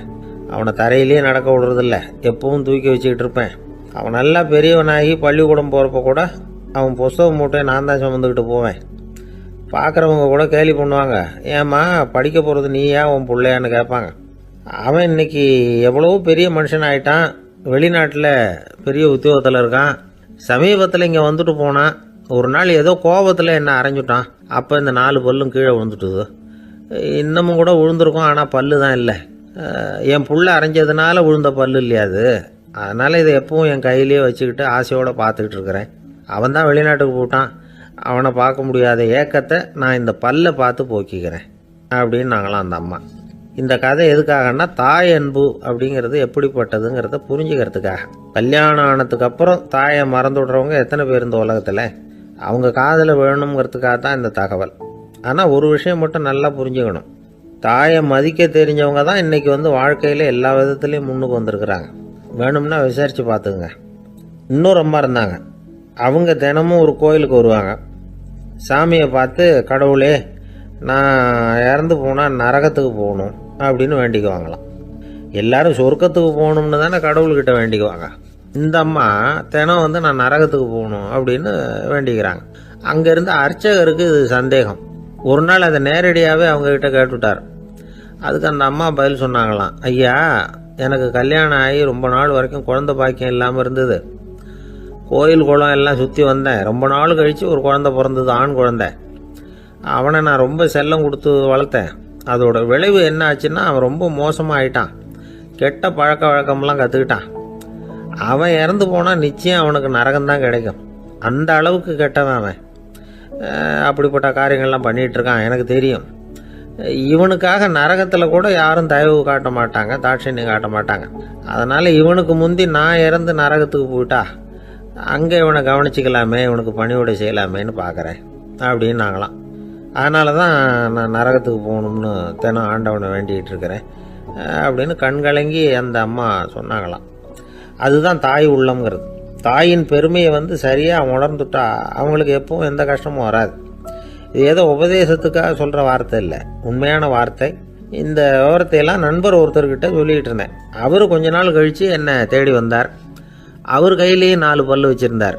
என்னங்க ஆச்சு, ஏதுங்க அந்த பல்லு அப்படின்னு விசாரித்தோம். உங்கள் உபதேசத்தை கேட்டுட்டு இந்த உலகத்தில் எல்லாரையும் தாயாக நினைக்க ஆரம்பிச்சிட்டேன். ஒரு அம்மாவை கடத்தரில் பார்த்து தாயேன்னு கூப்பிட்டேன். அவங்க உடனே பலார்னு என்னை அரைஞ்சிட்டாங்க. பல்லு விழுந்துட்டுது. அதை தான் பொறுக்கி எடுத்துக்கிட்டு நேராக உங்களை தேடி வந்துக்கிட்டு இருக்கிறேன்னார். தாயேன்னு தானே கூப்பிட்டீங்க, அதுக்கு ஏன் அரைஞ்சாங்க அப்படின்னு கேட்டோம். நான் தாயேன்னு கூப்பிட்டது அவங்க காதில் நாயேன்னு விழுந்துட்டு தான், அதுதான் இப்படி ஆயிட்டுது அப்படின்னார். ஒரு ஆஃபீஸில் வேலை பார்க்குற ஒருத்தர் ஏதோ தப்பு பண்ணிவிட்டார். உடனே மேல் அதிகாரி அவரை கூப்பிட்டு அனுப்புனார். நீ செஞ்சது தப்புன்னார் கோபமா. இது ஒரு ரகம். சில அதிகாரிகள் இப்படி நீங்கள் செஞ்சது தப்புன்னு சொல்கிறதில்ல, நீங்கள் செஞ்சது சரி அப்படின்னு சொல்கிறதில்ல.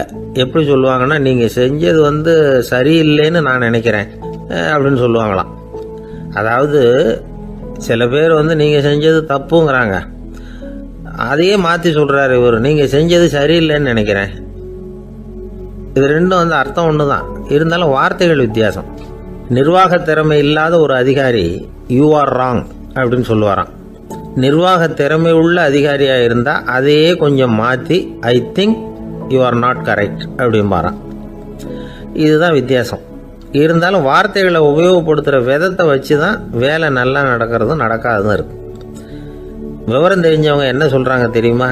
B a leader not a boss அப்படிங்கிறாங்க. ஒரு லீடராக பாஸாக இருக்காதே அப்படிங்கிறாங்க. சரி, அப்படின்னா லீடருக்கும் பாஸுக்கும் வித்தியாசம் உண்டா அப்படின்னு கேட்டால் இருக்குன்னு சொல்கிறாங்க. லீடருங்கிறவர் வேற, பாஸுங்கிறவர் வேற. ஒரு லீடர் எப்படி நடந்துக்குவார், ஒரு பாஸ் எப்படி நடந்துக்குவார், இதை முதல்ல நாம் தெரிஞ்சுக்கணும். அவங்க எப்படி நடந்துக்குவாங்க அப்படிங்கிறதுக்கு சில விவரங்கள் இருக்குது. அதை கேட்டோம்னா நாம் புரிஞ்சுக்கலாம் அதை. அதாவது பாஸுங்கிறவர் விரட்டிக்கிட்டே இருப்பார், லீடருங்கிறவர் ஊக்கப்படுத்திக்கிட்டே இருப்பார். நாளைக்கு சாயந்தரத்துக்குள்ளே அந்த வேலையை செஞ்சு முடிக்கலைன்னா தொலைச்சி விடுவோம் தொலைச்சி அப்படிம்பார் அவர். இவர் எப்படி சொல்லுவார்னா, இது வரைக்கும் நீங்கள் செஞ்சுருக்கிற வேலை ரொம்ப அற்புதம் அப்படிம்பார். பாஸுங்கிறவர் அதிகாரத்தை நம்பி செயல்படுறவர், லீடருங்கிறவர் நல்லெண்ணத்தை நம்பி செயல்படுறவர். நம்மக்கிட்ட அதிகாரம் இருக்குது, பவர் இருக்குது, அதனால் காரியத்தை சாதிச்சுடலாம் அப்படின்னு நினைக்கிறவர் அவர். மற்றவங்க கிட்ட ஒரு நல்ல அபிப்பிராயத்தை சம்பாதிச்சுக்கிட்டு அது மூலமாக காரியங்களை சாதிக்கிறவர் இவர். பாஸுங்கிறவர் பயத்தை உண்டு பண்ணுவார், லீடருங்கிறவர் அன்பை பரவ செய்வார். அது செய்யலைன்னா ஆடிட்டில் தகராறாயிடும், இது செய்யலைன்னா இன்க்ரிமெண்ட்டு கட் ஆகிடும், இப்படி ஏதாவது சொல்லி பயமுறுத்திக்கிட்டே இருப்பார் அவர். இவர் அப்படி இல்லை. உடம்பு இப்படி இருக்குது, வீட்டில் எல்லோரும் சௌக்கியமாக இருக்கிறாங்களா, ஆஃபீஸில் எல்லாம் வசதியாக இருக்குதா, நான் ஏதாவது உதவி செய்யணுமா அப்படின்னு அன்புக்கு முக்கியத்துவம் கொடுப்பார். பாஸுங்கிறவர் எதுக்கு எடுத்தாலும் நான் சொல்லிகிட்டு இருப்பார், லீடருங்கிறவர் நாமன்னு சொல்லிகிட்டு இருப்பார். பாஸுங்கிறவர் தப்புக்கு காரணம் யாருன்னு பார்ப்பார், லீடருங்கிறவர் தப்பு என்னன்னு பார்ப்பார். இதுதான் ரெண்டு பேருக்கு வித்தியாசம். The boss shows who is wrong, the leader shows what is wrong அப்படின்னு சொல்லுவாங்க.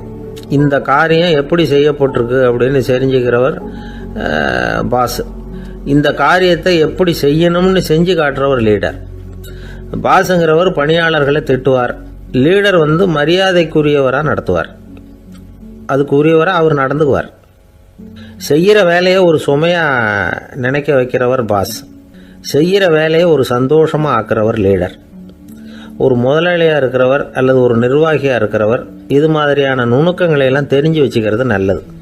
ஒரு பாஸ் இருக்கார், அவர் ஒரு நாள் ரொம்ப பெருமையாக தன்னோட ஆஃபீஸை பற்றி பேசிக்கிட்டு இருந்தார்.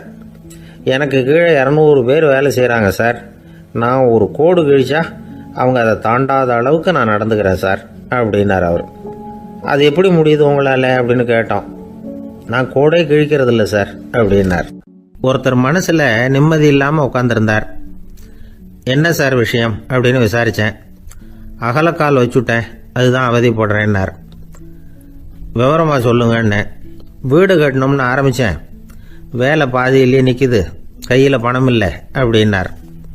இது மாதிரி ஆசாமிகள் பல பேரை நீங்கள் பார்த்துருக்கலாம். இவங்கெல்லாம் சுலபமாக மன அழுத்தத்துக்கு ஆளாயிடுறாங்க. மன உளைச்சல், அதாவது ஸ்ட்ரெஸ் அப்படின்னு சொல்கிறோமே, அதுக்கு அடிப்படையான சில காரணங்கள் உண்டு. அதாவது மிகையாக திட்டமிடுதல் அப்படிங்கிறதும் ஒரு முக்கியமான காரணம். நடைமுறை சாத்தியம் என்னங்கிறத மனசில் வச்சுக்கிட்டு எந்த திட்டத்தையும் தீட்டணும், அப்போ தான் அது சரியாக வரும். ரெண்டாவது காரணம் என்ன தெரியுமா? ஒரே நேரத்தில் பல்வேறு செயல்களில் ஈடுபடுறது. தொலைபேசியில் பேசிக்கிட்டே கையில் இருக்கிற கடிதத்தை படிச்சுக்கிட்டே எதிரில் உட்காந்துக்கிட்டு இருக்கிறவருக்கும் அப்பப்போ பதில் சொல்லிக்கிட்டு மனசில் பல்வேறு சிந்தனைகளை அப்படியே ஓட விட்டுக்கிட்டு இருக்கிறது, இதுவும் மன அழுத்தத்தை உண்டாக்குது. மூணாவது காரணம், எதிலேயும் வெற்றி மட்டும் எதிர்பார்க்குற ஒருதலைப்பட்சமான ஆர்வம். நாம் தொட்டதெல்லாம் வெற்றியாகவே முடியணும் அப்படின்னு எதிர்பார்க்குறவங்க ஏதாவது ஒன்றில் தோல்வியை கண்டா தோண்டு போயிடுறாங்க. எப்படியும் முடியலாம்ங்கிற எண்ணம் ஏற்கனவே நமக்குள்ளே இருந்துட்டுதுன்னா அந்த அவஸ்தை வராது. அதனால் அதுவும் நம்ம வளர்த்து கொள்ள வேண்டிய ஒரு குணம். மன உளைச்சல் ஏற்படுறதுக்கு இன்னொரு காரணம், எதையும் வேகமாக செஞ்சுடணும் அப்படிங்கிற துடிப்பு. அந்த துடிப்பே மனசை அழுத்த ஆரம்பிச்சிடும். எந்த ஒரு காரியத்திலையும் தாமதமோ இடையூறோ ஏற்பட்டால் அதை பொறுத்துக்கிற மனப்போக்கம் வேணும். அது இல்லாதவங்க அழுத்தத்துக்கு ஆளாயிடுறாங்க. சில பேர் வேலைன்னு எந்த நேரம் பார்த்தாலும் வேலையே கதின்னு கிடப்பாங்க. பொழுதுபோக்குக்கோ உடற்பயிற்சிக்கோ குடும்பத்தில் உள்ளவங்க அல்லது நண்பர்கள் கூட கலந்துரையாடவோ கொஞ்சம் கூட நேரம் ஒதுக்க மாட்டாங்க. இந்த சுபாவம் மன அழுத்தத்தை உண்டு பண்ணும். இதையெல்லாம் புரிஞ்சுக்கிட்டு அதிலிருந்து விடுபடுறது எப்படின்னு யோசிக்கணும். வல்லுநர்கள் இது தொடர்பாக சில யோசனைகளை சொல்லி வச்சிருக்கிறாங்க. அது என்னன்னா, வாழ்க்கைங்கிறது பிரச்சனைகளால் பின்னப்பட்ட ஒன்று. அது எப்போவுமே முடிவடையாத ஒரு தொடர்கதை அப்படிங்கிறத முதல்ல நாம் புரிஞ்சுக்கணும். ஒரே நேரத்தில் ஒரு காரியத்தில் மட்டுமே நாம் கவனம் செலுத்தணும். அடுத்தவங்க காரியத்தில் தலையிடக்கூடாது. எதையும் பேச ஆரம்பிக்கிறதுக்கு முன்னாடி நம்மை நாமே கேட்டுக்க வேண்டிய கேள்வி 2. 1, நான் சொல்ல போகிறது ரொம்ப முக்கியமானதா? 2வது, நான் சொல்கிறத அவங்க கேட்கறதுக்கு ஆசைப்படுறாங்களா? நான் பேசுறதுக்கு அது சரியான நேரம் தானா? இதை யோசித்து பார்த்ததுக்கப்புறம் எதையும் பேச ஆரம்பிக்கணும். முடிஞ்ச அளவுக்கு வளைந்து போகிற சுபாவத்தை வளர்த்துக்கணும். நம்ம நேரம் விலை மதிப்பு இல்லாதது, அதை வீணாக்கக்கூடாது. சிரிக்க தெரியலனாலும் பரவாயில்ல, முகத்தில் கொஞ்சம் புன்முறுவலாவது காட்டணும். இதெல்லாம் ரொம்ப முக்கியம். அடுத்தவங்க ஏதாவது செஞ்சால் உடனே நன்றி சொல்ல மறக்கக்கூடாது. தினமும் கொஞ்சம் நேரத்தை தனிமையில் செலவு பண்ணணும். மன உளைச்சலிருந்து விடுபடுறதுக்கு 3 முக்கிய வழிகள் சொல்கிறாங்க. அதை சுருக்கமாக ரெட் அப்படின்னு சொல்கிறாங்க. RED ஆங்கில எழுத்தில். அந்த முதல் எழுத்து R, அது என்னென்னா ரிலாக்ஸேஷன், அதாவது இடை ஓய்வு. 2வது E எக்ஸர்சைஸ், உடற்பயிற்சி. 3வது டயட், திட்டமிட்ட உணவு முறை. அதனால் தியானம், மூச்சு பயிற்சி இதெல்லாம் இந்த இடை ஓய்வுக்கு வழிகள். எந்த வேலையையும் தொடர்ந்து செய்யக்கூடாது. எல்லார்கிட்டையும் கலகலப்பாக பழகணும். மாதத்துக்கு ஒரு நாளாவது குடும்பத்தோடு வெளியில் போயிட்டு வரணும். சுலபமான உடற்பயிற்சிகளை செய்யலாம். உடற்பயிற்சிங்கிறது நமக்காக நாம் செய்கிற ஒரு நீண்டகால முதலீடு அப்படின்னு சொல்லுவாங்க. அதாவது லாங் டேர்ம் இன்வெஸ்ட்மெண்ட்டாக. அளவோடு சாப்பிட்ணும், மெதுவாக சாப்பிட்ணும். இதெல்லாம் கொஞ்சம் மனசில் வச்சுக்கிட்டு நடந்துக்கிட்டால் மகிழ்ச்சியாக வாழலாம். சில பேர் சாப்பாட்டு விஷயத்தில் ரொம்ப அக்கறை எடுத்துக்கிறது உண்டு. ஒரு குண்டு ஆசாமி சாப்பிட உக்காந்தார். முதல்ல ஒரு மாத்திரை சாப்பிட்டார். எதுக்குன்னு கேட்டோம். பசி எடுக்கிறதுக்குன்னார். சாப்பிட்டு முடித்தார். பிறகு மறுபடியும் ஒரு மாத்திரை சாப்பிட்டார். இது எதுக்குன்னு கேட்டோம். சாப்பிட்டது ஜீரணமாகறதுக்கு அப்படின்னார். என் நண்பர் ஒருத்தர் ஆழ்ந்த சிந்தனையில் இருந்தார். என்ன யோசனை பண்ணுறீங்கன்னு கேட்டேன். தலைவர் ஆகணும்னு பார்க்குறேன், அதுதான் என்ன வழின்னு யோசிச்சுக்கிட்டு இருக்கேன்னார். நான் கூட அது மாதிரி யோசித்து பார்த்தேன். அதுக்கப்புறம் அந்த யோசனையை கை விட்டுட்டேன் அப்படின்னோம். ஏன்னு கேட்டார். அதுக்கான தகுதிகள் நமக்கு இல்லைங்கிறது புரியுது.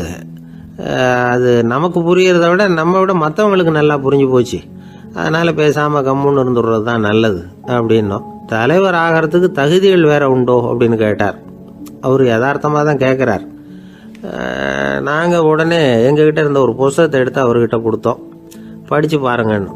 தலைவர் ஆகிறதுக்கு என்ன வழி அப்படிங்கிறத பற்றி அதில் போட்டிருக்கிறாங்க.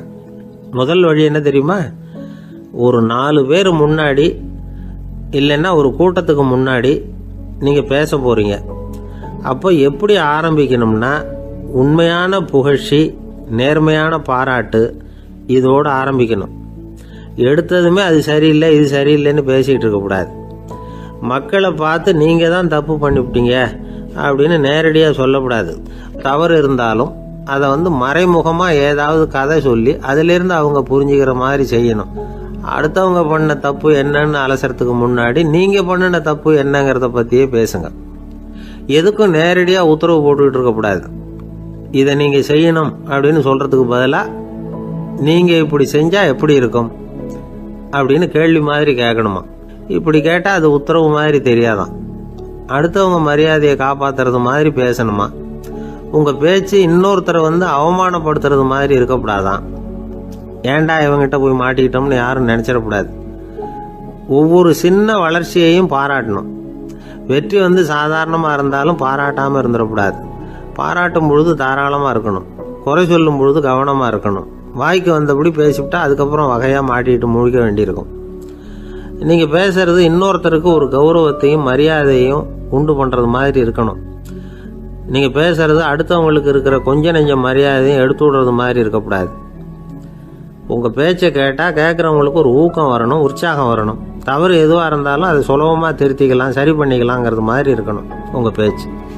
அடுத்தவங்களை சந்தோஷப்படுத்துங்க. உங்கள் யோசனையை கேட்டு நடந்துக்கிறதுனால அந்த சந்தோஷம் அவங்களுக்கு கிடைக்கணும். இந்த தகுதியெல்லாம் உங்ககிட்ட இருந்தால் நீங்கள் ஒரு சிறந்த தலைவராகலாம் அப்படின்னு அந்த புஸ்தகத்தில் போட்டிருக்கு. இந்த காலத்தில் தலைவர் ஆகிறதுக்கு வேறு சில தகுதிகள்லாம் கூட தேவைப்படுது. ஒரு புள்ள தன்னுடைய அப்பா கிட்ட, அப்பா உன்ன மாதிரியே நானும் அரசியலில் சேரணும், தலைவர் ஆகணும்னு ஆசைப்படுறேன், இன்னையிலேருந்து எனக்கு அரசியல் பாடம் கற்றுக் கொடு அப்படின்னு கேட்டிருக்கான். அவரும் சரின்னு சொல்லிவிட்டு ஒரு பெரிய ஏணியை எடுத்துகிட்டு வந்தாராம். ஒரு செவுத்தில் சாத்தினார். இந்த ஏணியில் ஏறி உயர போய் அங்கே பரன் மேலே இருக்கிற ஒரு புத்தகத்தை எடுத்துகிட்டு வாடான் இருக்கார். மகனை பார்த்து, அப்பா ஏணி ரொம்ப உயரமாக இருக்குது, நீ ஜாக்கிரதையாக இதை பிடிச்சிக்கோ, நான் ஏறி போகிறேன் அப்படின்னு நான் பையன். பயப்படாத, நான் பார்த்துக்கிறேன்னார் அப்பா. பையன் ஏணியில் ஏறினா உச்சிக்கு போனதும் அப்பா கையை எடுத்துட்டார். ஏணி அப்படியே சரிஞ்சுட்டுது. பையன் பொத்துன்னு கீழே விழுந்துட்டான். இடுப்பு பிடிச்சிக்கிட்டே எழுந்திரிச்சான். என்னப்பா இது, இப்படி என்னை ஏற விட்டுட்டு கையை விட்டுட்டியே, இப்படி கை விடலாமா அப்படின்னு கத்தியிருக்கான். அப்பா நிதானமாக சொன்னாராம், அவசரப்படாதேப்பா, அரசியலில் இதுதான் முதல் பாடம், பெத்த அப்பனாக இருந்தாலும் அவனை நம்பாதே அப்படின்னு உபதேசம் பண்ண ஆரம்பிச்சாராம். என்னுடைய நீண்டகால நண்பர் ஒருத்தர் வருஷம் தவறாமல் திருநள்ளாறு அப்படிங்கிற திருத்தலத்துக்கு போயிட்டு வர்றது வழக்கம். அங்கே என்ன சார் விசேஷம்னு கேட்கறது உண்டு. என்ன இப்படி கேட்குறீங்க, சனி பகவான் நலன் விருப்பப்படி அங்கே தானே எழுந்தருளி இருக்கிறார், அவரை போய் பார்த்து ஒரு கும்பிடு போட்டுட்டு வந்தா நம்ம பிடிச்சிருக்கிற சனியெல்லாம் விலகும் அப்படிம்பார். சத்தம் போட்டு சொல்லாதீங்க சார், வீட்டில் வேற யார் காதிலாவது இது விழுந்துற போது அப்படின்னு சொல்கிறது உண்டு வர்றவங்க. இப்போது நான் சொல்கிறதுல உள்ள நியாயத்தை புரிஞ்சுக்கிட்டு அவரும் கொஞ்சம் எச்சரிக்கை உணர்வோடு நமக்கு நன்றி சொல்லுவார்னு வச்சுங்களேன். அதாவது பார்வை மூலமாகவே. அந்த நண்பருக்கு ஆன்மீக விஷயங்களில் அதிக ஈடுபாடு உண்டு. அப்பப்போ சில புராண கதைகளை எல்லாம் சொல்கிறது உண்டு. ரொம்ப சுவாரஸ்யமாக இருக்கும். எப்போவுமே புராண விஷயங்களையெல்லாம் அறிவியலுங்கிற தராசில் வச்சு எடை போட்டுட்டு இருக்கக்கூடாது. அப்படி பார்த்தா அதெல்லாம் நம்ப முடியாத வெறும் கற்பனைகளாக தோணும், மூட நம்பிக்கைகளாகவும் தெரியும். புராணங்களை புராணங்களாகவே புரிஞ்சுக்கிறவங்களுக்கு அதெல்லாம் அர்த்தமுள்ள செய்திகளை உள்ளடக்கி இருக்கிறதாக தெரியும். அந்த வகையில் தான் இந்த நண்பரும் நிறைய செய்திகளை சொல்கிறது உண்டு. சனியை போல கொடுக்குறவனும் இல்லை, சனியை போல கெடுக்கிறவனும் இல்லை அப்படின்னு சோதிடர்கள் சொல்லுவாங்க. நாம் ஏதாவது ஒரு வம்புல மாட்டிக்கிட்டா பிடிச்சது சனி அப்படிங்கிறோம். ராவணன் எப்பேற்பட்ட வீரன், அவனே சனி பார்வைப்பட்டது தானே சங்கடப்பட ஆரம்பிச்சான் அப்படின்னார் நண்பர். அது எப்படிங்கன்னு கேட்டேன். அவர் சொல்ல ஆரம்பிச்சார், இந்த ராவணன் இருக்கானே நவ கிரகங்களையும் பிடிச்சி கொண்டுட்டு தன்னுடைய சிம்மாசனத்தில் அப்படியே படிகளாக போட்டு வச்சுட்டானா, ஒவ்வொரு படியா. பாவம் அந்த 9 தேவதைகளும் ஒவ்வொரு படியா குப்புற கிடக்குறாங்க. நவக்கிரகம் நம்மளை ஆட்டி படைக்குதுன்னு நாம சொல்லிட்டு இருக்கிறோம். ஆனா அந்த நவக்கிரகங்களை ராவணன் எப்படி வச்சிருந்தான் பாருங்க.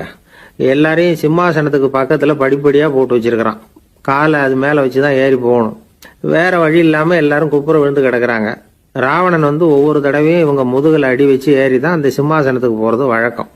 இப்படி நடந்துகிட்டு இருக்கிறது நாரதர் கண்ணில் போட்டுட்டு தான். அவர் சும்மா இருப்பாரா? யோசனை பண்ணார் என்ன செய்யலாம் அப்படின்னு. ஒரு முடிவு பண்ணிட்டு நேரா ராவணன் கிட்ட போனாராம். ராவணா, நீ நவக்கிரகங்களை பிடிச்சி கொண்டாந்து உன்னுடைய சிம்மாசனத்துக்கு படிகளா போட்டு வச்சிருக்கிற, அது உன்னுடைய வீரத்தை காட்டுது. இருந்தாலும் ஒரு விஷயத்த நீ யோசிச்சு பார்க்கணும். ஒவ்வொரு தடவை நீ சிம்மாசனத்துக்கு போகும் பொழுதும் நவக்கிரகங்களின் முதுகல் அடி வச்சு நீ ஏறி போற, அது உனக்கு பெருமை கிடையாது. அவங்களுடைய மார்புல அடி வச்சு ஏறி போகணும், அதுதான் உனக்கு பெருமை அப்படின்னாராம். இவர் சொல்றதும் சரிதானே அப்படின்னு யோசிச்சிருக்கான் ராவணன். உடனே குப்புற கிடந்த நவக்கிரகங்களை திருப்பி மல்லாக்க போட்டான். அவங்க மார்புல அடி வச்சு மேலே ஏறி சிம்மாசனத்துக்கு போனானா. அப்படி போயிட்டு இருக்கும் பொழுது சனி பகவானின் பார்வை அவன் மேல பட்டுதான். அவ்வளவுதான். என்னாச்சு தெரியுமா? சூர்பனகை தேடி வந்தா. சீதையோட அழகை பத்தி தன்னுடைய அண்ணங்கிட்ட சொல்ல ஆரம்பிச்சுட்டா. விவகாரம் ஆரம்பமாயிட்டது. அதுதான் சனியனுடைய வேலை அப்படின்னு சொல்லி இந்த கதையை சொல்லி முடிச்சார் என்னுடைய நண்பர். ஆக சனியின் பார்வை நம்ம மேல படாம பாத்துக்கிறது தான் நல்லதுங்கிறீங்க அப்படின்னு. ஆமா சார், இப்ப கூட நான் உங்க வீட்டுக்கு வந்திருக்கிறதே ஒருத்தருடைய பார்வை என் மேல படக்கூடாதுங்கிறதுக்காகத்தான் அப்படின்னார். யாருங்க அதுன்னு என்னுடைய மாமனார் சார். அவசரத்துக்கு அவர்கிட்ட கொஞ்சம் கடன் வாங்கிவிட்டேன்.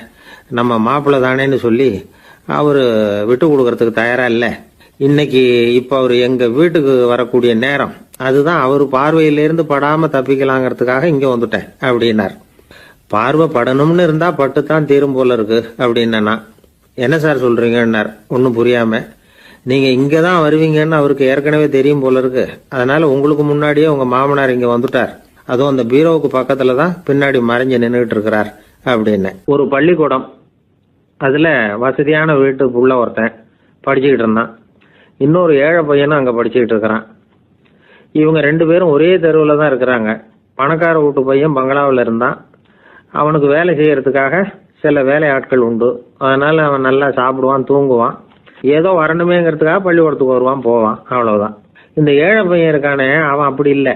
காலையில எழுந்திருப்பான், உடற்பயிற்சி பண்ணுவான், அவங்க வீட்டில் கிடைக்கிற சாதாரண உணவு அதை அளவோட சாப்பிடுவான், வீட்டில் உள்ள வேலைகளையும் செய்வான், பள்ளிக்கும் தவறாம வந்துடுவான். அவனுக்கு கூட பிறந்த சகோதர சகோதரிகள் 8 பேர்.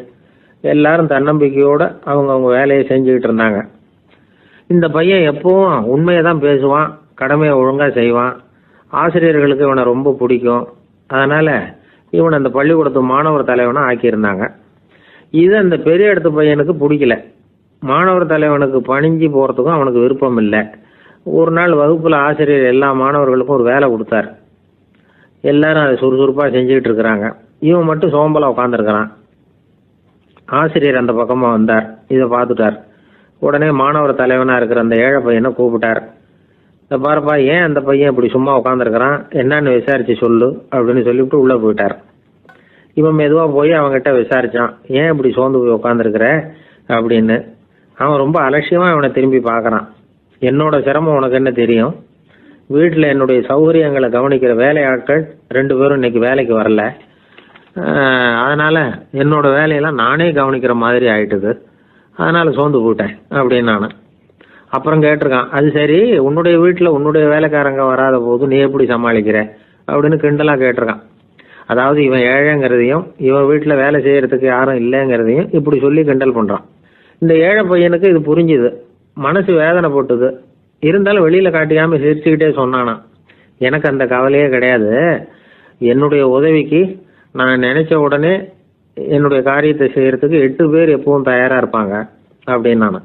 இவன் இப்படி சொன்னதும் அவனுக்கு ஒரு மாதிரி ஆயிட்டுதான். தலையை குனிஞ்சுக்கிட்டே போயிட்டான். உள்ளே உட்கார்ந்துருந்த ஆசிரியர் காதுல இது விழுந்தது. உடனே இந்த ஏழை பையனை உள்ள கூப்பிட்டு போனாரு. கேட்டாரு, என்னப்பா இப்படி சொல்ற? இவன் பொய் சொல்ல மாட்டாங்கிறது அவருக்கு தெரியும். அவனை சமாளிக்கிறதுக்காக இப்படி ஒரு பொய்யை சொல்லியிருப்பாங்கிறதையும் அவரால் ஏத்துக்க முடியல. ஏப்பா, நீ நினைக்கிற காரியத்தை செய்ய 8 பேர் தயாரா இருக்கிறதா சொன்னிய, உன்னுடைய சகோதர சகோதரிகளை குறிப்பிட்டு அப்படி சொன்னியா அப்படின்னு கேட்டார். இல்லைங்க ஐயா, நான் அவங்கள குறிப்பிட்டு அப்படி சொல்லலன்னா. அப்படின்னா பொய் சொன்னியா? இந்த சின்ன விஷயத்துக்கு அப்படி பொய் சொல்லலாமான்னார். ஐயா, நான் பொய்யும் சொல்லலன்னா. இவன் அப்படின்னா நீ சொன்னதுக்கு என்ன அர்த்தம்னார். இப்ப அந்த பையன் சொல்றான், ஐயா, நான் நினைக்கிறத செய்து முடிக்க என் கூட இருக்கிற அந்த 8 பேர் யாருன்னா 2 காலு, 2 கை, வாய், மூக்கு, கண்ணு, காது, ஆக மொத்தம் 8. இவங்க தான் இந்த வேலை ஆட்கள். நான் சொல்றதை செய்யறதுக்கு, நான் சொல்றதை கேட்கறதுக்கும் செய்யறதுக்கும் அவங்க எப்பவும் தயாரா இருக்காங்க.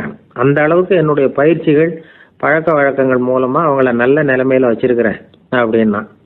இந்த கதையை சுவாமி சின்மயானந்தர் சொல்றது வழக்கம். இயற்கை நமக்கு கொடுத்திருக்கிற வேலை ஆட்கள் இந்த 8. இவங்களை நல்ல முறையில வச்சிருந்து வேலை வாங்க வேண்டியது நம்முடைய கடமை. அந்த கடமையை ஒழுங்கா செஞ்சுக்கிட்டு வந்தா வாழ்க்கையில வெற்றி நிச்சயம். இல்லைன்னா குழப்பம்தான். புத்தி சரியா இல்லைன்னா இந்த வேலையாட்கள் நாம சொல்றத கேட்க மாட்டாங்க. ஒருத்தன் குடி போதையில தள்ளாடி தள்ளாடி போய் ஒரு மரத்துல முட்டிக்கிட்டானான். தலையில கட்டு போட்டுக்கிட்டு மறுநாள் வந்திருக்கான். ஏன்டா இப்படி பண்றேன்னு கேட்டிருக்காங்க. நான் ஒதுங்கி போன்னு தான் சொன்னேன், அது கேட்கல அப்படின்றான். எது கேட்கல? உன்னோட காலா அப்படின்னு கேட்டிருக்காங்க. இல்லைங்க, அந்த மரம் அப்படின்னு நானா. ஒருத்தர் குதிரை ரேஸுக்கு போனார், பணம் கட்டினார், தோத்து போயிட்டார். மறுபடியும் போனார், பணம் கட்டினார், தோத்து போனார். அடுத்த தடவையும் பணம் கட்ட போனப்போ அவரை தடுத்து கேட்டோம், ஏன் சார் ஏற்கனவே விட்டது போதாதா, இன்னமும் இருக்கிறத விடணுமா அப்படின்னு கேட்டோம். விட்டதையெல்லாம் மொத்தமாக எடுக்க வேணாமா சார், அதுக்காக தான் தொடர்ந்து பணம் கட்டுறேன்னார் அவர். இவரை திருத்துறது ரொம்ப கஷ்டம். இது ஒரு மனநோய். மனநோய்களில் பல வகை உண்டு. மனநோய்கள் பிரிவு அட்டவணையில் சூதாட்டம்ங்கிறது அவதியுறும் நோய் அப்படிங்கிற தலைப்பில் வருது. சூதாட்டம் 2 வகைப்படும்னு சொல்கிறாங்க உளவியல் நிபுணர்கள். ஒரு வகை எப்படின்னா, நண்பர்களோடு சேர்ந்துக்கிட்டு மகிழ்ச்சியும் கிளர்ச்சியும் அடையிறதுக்காக ஈடுபடுறது. பிரச்சனைகளை தீர்க்கறதுல ஒரு ஆர்வம், கேளிக்கைக்காக கொஞ்சம் விட்டு பிடிக்கிறது அப்படிங்கிற மனுஷனுடைய அடி மனசில் உள்ள விபரீத பிணைய சுபாவம், இதெல்லாம் அதுக்கு காரணம். இன்னொரு வகை எப்படின்னா, சூதாட்டத்தில் ஈடுபட்டு ஒரு கட்டாய நிலைமைக்கு ஆளாயிடுறது. ஈடுபடு அப்படின்னு மனசு ஒரு வெறித்தன்மையை தூண்டிக்கிட்டே இருக்கும். இப்படிப்பட்டவங்களுக்கு நாம் தோத்துக்கிட்டு இருக்கோங்கிறது தெரியும், நாம் ஜெயிக்கிறதுக்கான சந்தர்ப்பம் இல்லைங்கிறதும் தெரியும். இதனால் நமக்கும் கஷ்டம், நம்ம சுற்றி இருக்கிறவங்களுக்கும் கஷ்டங்கிறதும் புரியும். அப்படி இருந்தும் சூதாடுவாங்க. இதுக்கு காரணம் சூதாடியின் பகற்கனவு அப்படிங்கிறாங்க நிபுணர்கள். இந்த நிலைமைக்கு கட்டாய சூதாட்டம் அல்லது நிர்பந்த சூதாட்டம் அப்படின்னு பேர் வச்சிருக்கிறாங்க. இப்படிப்பட்ட ஆசாமி இருக்கிறது பூரா விட்டுருவான், கடன் வாங்குவான், திருடுவான். இருந்தாலும் என்னைக்காவது ஒரு நாள் ஜெயிச்சிருவேன் அப்படின்னு சொல்லிக்கிட்டே இருப்பான். விட்டதை எடுத்துருவேங்கிற ஒரு நம்பிக்கை சுடர் அவனுக்குள்ள எரிஞ்சுக்கிட்டே இருக்கும். இவனை மனநோயாளி அப்படின்னு சொல்லிட முடியாதான். என்ன காரணம்னா, இது மாதிரி ஆளுங்க கிட்ட மன போராட்டமோ கவலையோ பதட்டமோ இருக்கிறது இல்லை. சில விசேஷமான குணங்கள் இவங்க கிட்ட உண்டு. எதிர்ப்பு உணர்ச்சி, சிறுபிள்ளைத்தனம், சட்ட திட்டங்களையும் சம்பிரதாயங்களையும் உட தெரியாத மனப்போக்கு, பொறுப்பில்லாத தன்மை, நெறிதவறி நடக்கிறது எல்லாம் இவங்ககிட்ட உண்டு. ஆனால் வெளிப்பார்வைக்கு ரொம்ப சிநேகமாக இருப்பாங்க, அன்பாக இருப்பாங்க. அப்படி இருக்கிறதாக காட்டிக்குவாங்க. ஆதாயம், சுயலாபம் இதெல்லாம் கருதி தான் பழகுவாங்க. இவங்க கேட்குறப்ப நாம் பணம் கொடுக்கலன்னு வச்சுக்கோங்க, நம்மளை கை விட்டுருவாங்க. நம்ம மேலே அவாண்டமாக பழி சுமத்துறது கூட தயங்க மாட்டாங்க. தங்களுடைய சூதாட்ட நடவடிக்கைகளுக்கு சாதகமான காரணங்களை சொல்லிகிட்டு இருப்பாங்க. நீ வேணும்னா பாரு, ஒரே நாளில் நான் இழந்ததையெல்லாம் மீட்டு லட்சாதிபதி ஆறேன்னா இல்லையா பாரு அப்படிம்பாங்க. தோற்று போகிறத ஒரு படிப்பினையாக இவங்க எடுத்துக்கிறதே இல்லை. தோற்று போகிறதுலேயே இவங்களுக்கு ஒரு அலாதியான சுகம். தனக்குத்தானே துன்பத்தை வரவழைச்சிக்கிட்டு இன்பம் அடையிறதுக்கு தன்வதை சுகம் அப்படின்னு பேர். இவங்கெல்லாம் அந்த ரகம். சில பேர் எப்படி தெரியுமா, மந்திர எண்ணங்களை வரவழைச்சிக்கிறது, சூதாடுறதுக்காக ஆஃபீஸில் கையாடல் பண்ணுறது, அடுத்தவங்க கிட்ட இருந்து திருடுறது. இந்த மந்திர எண்ணம் தீவிரமாச்சுன்னா ஒரு மாதிரியாக பேச ஆரம்பிச்சிருவாங்க. தோல்வி தான் சார் வெற்றிக்கு முதல் படியும்பாங்க. தன்னால் பகடக்காய்களையும் குதிரை ஓட்டிகளையும், அதாவது இந்த ஜாக்கிகள், அதெல்லாம் கட்டுப்படுத்த முடியுங்கிற பித்து நிலைக்கு இவங்கெல்லாம் தள்ளப்பட்டுருவாங்க. சில சூதாடிகள் ஆராய்ச்சி பார்த்ததுல என்ன தெரிய வந்தது தெரியுமா, அவங்கெல்லாம் குழந்தை பருவத்தில் அன்புக்காக ஏங்கினவங்களாம், புறக்கணிக்கப்பட்டவங்களாம், உதவிகளை பெற முடியாதவங்க, இப்படிலாம் இருந்திருக்கிறாங்க. இவங்க வளர வளர மற்றவங்க சௌகரியம் பற்றி அக்கறை இல்லாதவங்களாக ஆயிடுறாங்க. அதிர்ஷ்ட தேவதை தன்னோடு இருக்கிறாங்க அப்படிங்கிற அசையாத நம்பிக்கை இவங்களுக்கு. இவங்களை திருத்துறது ரொம்ப கஷ்டம். அதனால் பந்தயம், சூதாட்டம் இது மாதிரியான விஷயங்களை விட்டு விலகியே இருக்கிறது தான் நமக்கு நல்லது. ஒரு ஆள் சொன்னான், என்னுடைய குதிரை வேகமாக ஓடுறதுக்கு என்ன வழி அப்படின்னு கால்நடை மருத்துவர்கிட்ட யோசனை கேட்டேன். அவர் ஒரு பாட்டில் நிறைய மாத்திரைகளை கொடுத்து தினம் 2 மாத்திரை விதமாக கொடுக்க சொன்னார். முதல் நாள் 2 மாத்திரையை கொடுத்துட்டு அது மேலே ஏறி உட்கார்றதுக்கு போனேன். அவ்வளவுதான். அதுக்குள்ளே அது அம்பு மாதிரி பாஞ்சு ஓடி போச்சு. நான் இன்னும் உட்காரவே இல்லை, அதுக்குள்ளே பாஞ்சு ஓடி போச்சு அப்படின்னா. அடடா, அப்புறம் நீங்கள் என்ன பண்ணீங்க அப்படின்னு கேட்டாங்க. என்ன பண்ணுறது, மீதி மாத்திரை பூராவே நான் முழுங்கி விட்டு அதுக்கப்புறம் துரத்தி பிடிச்சி அது மேலே ஏறி உட்காந்தேன் அப்படின்னா அவன். பொங்கல் திருநாள்னா இது ஏதோ அறுவடை திருநாள் அப்படின்னு சொல்லுவோம். அதாவது வருஷம் பூரா நாம் பாடுபட்டு அதனுடைய பலனை அனுபவிக்கிற நாள் அப்படிங்கிறது நாம் சொல்லிகிட்டு இருக்கிறது. இது முக்கியமாக இது ஒரு நன்றி அறிவிப்பு நாள் அப்படின்னு சொல்லுவாங்க. இன்றைக்கி நிறைய நன்றி அறிவிப்பு கூட்டம்லாம் நடந்துக்கிட்டு இருக்குல்ல, அது மாதிரி விவசாயிகள் நடத்துகிற ஒரு நன்றி அறிவிப்பு விழா இது. யாருக்கு நன்றி சொல்கிறாங்கன்னா, ஆதவனுக்கு. அதாவது சூரியன் இல்லைன்னா விவசாயம் இல்லை, அதனால் ஆதவனுக்கு நன்றி செலுத்துகிற நாளாக இந்த பொங்கல் திருநாளை நாம் கொண்டாடுறோம். அதாவது இந்த பொங்கலில் வந்து விவசாயிகள்கிட்டேருந்து நிறைய பண்புகளை நாம் தெரிஞ்சுக்க வேண்டிய நாள் இது. விவசாயிகள் வந்து அவங்க விவசாயம் முன்னேறி இருக்கிற அளவுக்கு விவசாயிகளுடைய வாழ்க்கை தரம் முன்னேறலை. அந்த அளவுக்கு அவர்கள் வந்து நாட்டுக்காக உழைச்சிக்கிட்டு இருக்கிறாங்க. அந்த காலத்திலே அதை பற்றி ஒரு கதை சொல்கிறது உண்டு. ஒரு வயசான ஆள் நிலத்தில் ஏறு உழுதுகிட்டு இருந்தாராம். கிழிஞ்சு போன ஒரு சின்ன துண்டை தான் இடுப்பில் கட்டியிருந்தாராம். தலையில் ஒரு கந்தலை சுற்றி இருந்தார். உடம்பு பூரா சேரு, ரொம்ப ஏழை. ஏறு ஓட்டிகிட்டு இருக்கிறவர் வேறு எப்படி இருப்பார்? இருந்தாலும் அந்த ஆள் ரொம்ப ஜாலியாக பாட்டு பாடிக்கிட்டே ஏறு உழுதுகிட்டு இருந்தாராம். உடம்புல தான் அவர் ஏழையை தவிர மனசில் ஒரு ஏழையாக தெரியல. அந்த சமயத்தில் அந்த நாட்டு ராஜா அந்த பக்கமாக குதிரை மேலே வந்தாராம். வேட்டைக்கு போயிட்டு பரிவாரங்களோடு திரும்பி வந்துக்கிட்டு இருக்கிறார். ரொம்ப செல்வ செழிப்பில் இருக்கிற ராஜா அவர் இந்த வயசான விவசாயியை பார்த்துருக்கார். இந்த ஆள் ரொம்பவும் ஏழைங்கிறது அவர் பார்த்தாவே பளிச்சுன்னு தெரியுது. கட்டிக்கிறதுக்கு நல்ல துணி இல்லை, உடம்போ இழைச்சி போயிருக்குது, வயிறு முதுகில் போய் ஒட்டிக்கிட்டு இருக்கு, கண்ணு குழி விழுந்து போயிருக்குது. ஆனாலும் முகத்தை பார்த்தா சந்தோஷமாக இருக்கிற மாதிரி இருக்குது. இவ்வளோ உற்சாகமாக பாடிக்கிட்டு இருக்கிறாரே அப்படின்னு ஆச்சரியமாக நினச்சி பார்த்தார் அந்த ராஜா. சரி, அவர்கிட்ட கொஞ்சம் பேச்சு கொடுத்து பார்க்கலாம் அப்படின்னு முடிவு பண்ணார். ஐயா பெரியவரே, இப்படி கொஞ்சம் வர முடியுமான்னாராம். பொழுது போகிறதுக்குள்ளே நான் இந்த வயல் பூரா உழவு ஓட்டி ஆகணும், அதனால் பேசுகிறதுக்கு நேரம் இல்லை அப்படின்னாராம் அந்த பெரியவர். என்ன அவ்வளவு அவசரமாக? மீதி இருந்தால் நாளைக்கு உழுதக்கூடாதா? அது சரி, உனக்கு எத்தனை ஏக்கர் நிலம் இருக்குது அப்படின்னு விசாரிச்சிருக்கார் ராஜா. எனக்குன்னு சொந்தமாக உள்ளங்கை அளவு கூட நிலம் கிடையாது. இது எங்கள் முதலாளியோட நிலம். இதை பூராவும் உழுது முடித்தாதான் அவர் கூலி கொடுப்பார். நான் கூலிக்கு உழுதுகிட்டு இருக்கிறேன். உங்ககிட்ட பேசிக்கிட்டு இருந்தால் அவருக்கு துரோகம் பண்ணது மாதிரி ஆகிடும் அப்படின்னாராம். ராஜா குதிரையை விட்டு கீழே இறங்கினார். வரப்பில் நடந்து அந்த பெரியவர்கிட்டே போனாராம். சரி, ஒரு நாள் பூரா உழுதா உனக்கு எவ்வளவு கூலின்னு கேட்டிருக்கார். 8 அணா கூலி கிடைக்கும்னாராம் அவர். இது ரொம்ப காலத்துக்கு முன்னாடி நடந்த ஒரு சம்பவங்கிறதுனால அப்போ 8 அணா கூலிங்கிறது ரொம்ப பெருசு. இருந்தாலும் அதுவும் அந்த ராஜாவுக்கு பெரிய கூலியாக தெரியல. இவ்வளவு தானா, இதை வச்சுக்கிட்டு நீ எப்படி காலம் தள்ளுற அப்படின்னாராம். ஒன்றும் கவலை இல்லை அப்படின்னாராம் அவர். ராஜாவுக்கு ரொம்ப ஆச்சரியமாக போச்சு. 8 அணா கூலி வாங்குகிற இந்த ஆள் கவலை இல்லாமல் இருக்கிறார், ஏராளமான வசதியோடு இருக்கிறன்னா கவலை இல்லாமல் வாழ முடியலையே அப்படின்னு நினச்சி பார்த்துருக்கார். அது சரி, 8 அணாவில் எப்படி குடும்பம் நடத்துகிற அப்படின்னு கேட்டாராம். எனக்கு கிடைக்கிற 8 அணாவில் 2 அணா குடும்பத்துக்கு செலவழிக்கிறேன், 2 அணா பழைய கடனுக்கு கொடுக்குறேன், 2 அணா வந்து தர்மம் செய்கிறேன், 2 அணா வட்டிக்கு கொடுக்குறேன், ஒரு குறையும் இல்லைன்னாராம். ராஜாவுக்கு ஒன்றும் புரியல. எனக்கு ஒன்றும் புரியலையேன்னு இருக்கார். ஐயா, எனக்கும் என் மனைவிக்கும் 2 அணா செலவாகுது. வயசான அம்மா அப்பா இருக்கிறாங்க, சின்ன வயசில் என்னை காப்பாற்றினவங்க அவங்க. அந்த கடனுக்கு 2 அணா செலவாகுது, அது பழைய கடன். என் தங்கச்சி ஒருத்தி ஆதரவு இல்லாத நிலைமையில் தன்னுடைய மகனோட என் வீட்டில் வந்துருக்கிறா. அவளுக்கும் அவள் மகனுக்கும் 2 அணா செலவு பண்ணுறேன், அது தர்மம். எனக்கு 2 பிள்ளைங்க இருக்கிறாங்க, அவங்களுக்கு 2 அணா செலவு பண்ணுறேன், அது வட்டிக்கு கொடுக்கறது மாதிரி. பிற்காலத்தில் அவங்க எங்களை காப்பாற்றுவாங்க. அந்த வகையில் நான் திருப்தியோடு வாழ்ந்துக்கிட்டு இருக்கிறேன் அப்படின்னாராம். ராஜாவுக்கு அர்த்தம் புரிய ஆரம்பிச்சுதான். அந்த பெரிய நிலத்தை விலை கொடுத்து வாங்கி அந்த பெரியவருக்கே தானமாக கொடுத்துட்டாராம். இப்போ உழுதவருக்கே நிலம் சொந்தமாயிட்டுது. அன்னையிலேருந்து அரசனுக்கும் ஆறுதல் கிடைச்சிதான். இப்படி ஒரு கதை சொல்லுவாங்க. 8 அணா வருமானத்தை வச்சுக்கிட்டு எப்படி காலத்தை தள்ளுறதுன்னு சொல்கிறதுக்காக இந்த கதையை சொல்கிறதாக யாரும் தப்பாக நினச்சிக்கக்கூடாது. கிடைக்கிறத எப்படி பங்கு போடுறார், எப்படி திருப்தியாக வாழறார் அப்படிங்கிறது தான் முக்கியம். அது மாதிரி இன்றைக்கு இந்த பொங்கல் திருநாளில் உழவர்கள் மனசு மகிழ்ச்சியாக இருந்ததுன்னா அது எல்லாரும் மகிழ்ச்சியாக இருக்கிறது மாதிரி அர்த்தம். அதனால் அவர்கள்ட்டேருந்து நாம் வந்து பாடம் கற்றுக்கணும். சில உழவர்கள் வந்து தங்கள் நிலத்தில் விளையிறத தாங்கள் சாப்பிட மாட்டாங்க, அடுத்தவங்கள்ட்ட விற்றுட்டு சந்தையில் போய் வேறு அரிசி வாங்கிட்டு வந்து தான் இவங்க சாப்பிடுவாங்க.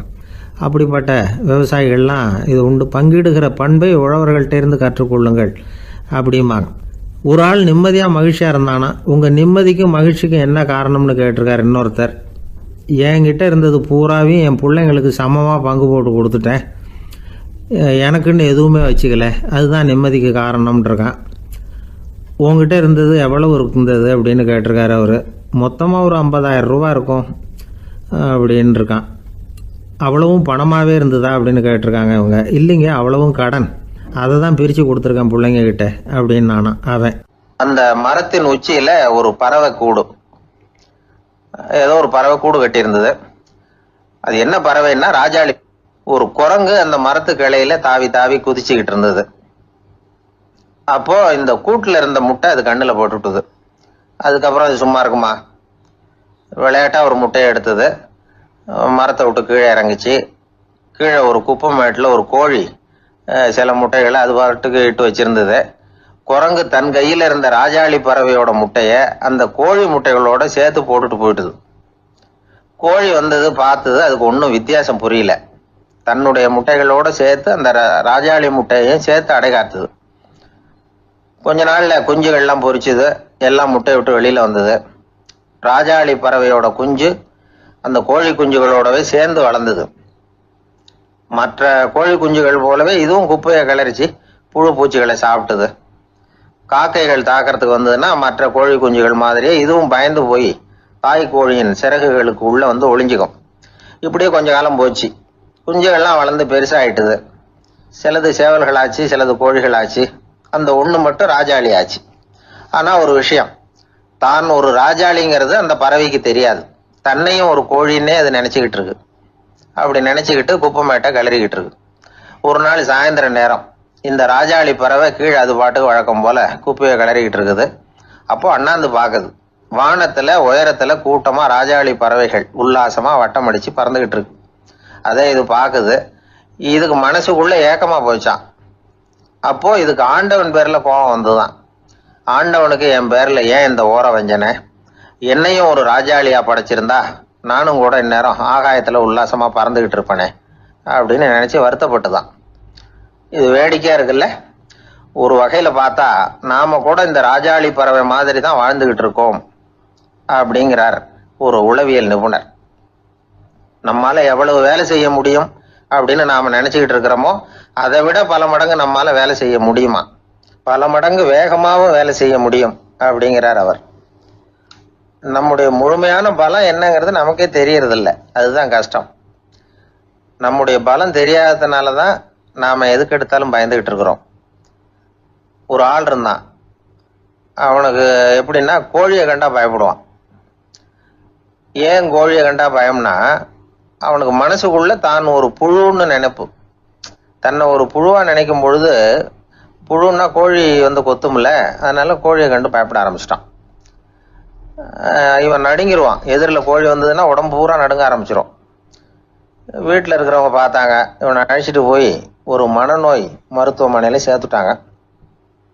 அங்கே உள்ள டாக்டர் இவருக்கு சிகிச்சையெல்லாம் கொடுத்தார். ஒரு வாரம் இவனை தங்க வச்சு வேண்டிய சிகிச்சையெல்லாம் கொடுத்து மன ரீதியாக அவனை மாற்றி, சரி இனிமேல் நீ வீட்டுக்கு போகலாம்னு சொல்லி அனுப்பி வச்சார். வீட்டுக்கு புறப்பட்டான். அப்போ சொன்னார், இதை பாருப்பா, நீ வீட்டுக்கு போகலாம், நேராக வீட்டுக்கு போ, நல்லா ஞாபகம் வச்சுக்கோ, இனிமே வந்து நீ ஒரு புழு கிடையாது, மனுஷன், தைரியமா புறப்படு, போயிட்டு வா அப்படின்னு சொல்லி வழி அனுப்பி வச்சார். சரிங்க டாக்டர்னு சொல்லிவிட்டு இவன் புறப்பட்டு போனான். பாதி வழி போயிருப்பான். லேசா நிமிர்ந்து பார்க்கறான், எதிரில் ஒரு கோழி வந்துகிட்டு இருக்கு. அது பாட்டுக்கு சாதாரணமா நடந்து வந்துகிட்டு இருந்தது. அவ்வளவுதான், இவன் உடம்பு கிடுகிடுன்னு ஆட ஆரம்பிச்சுட்டுது. திரும்பி ஓடி வந்துட்டான்.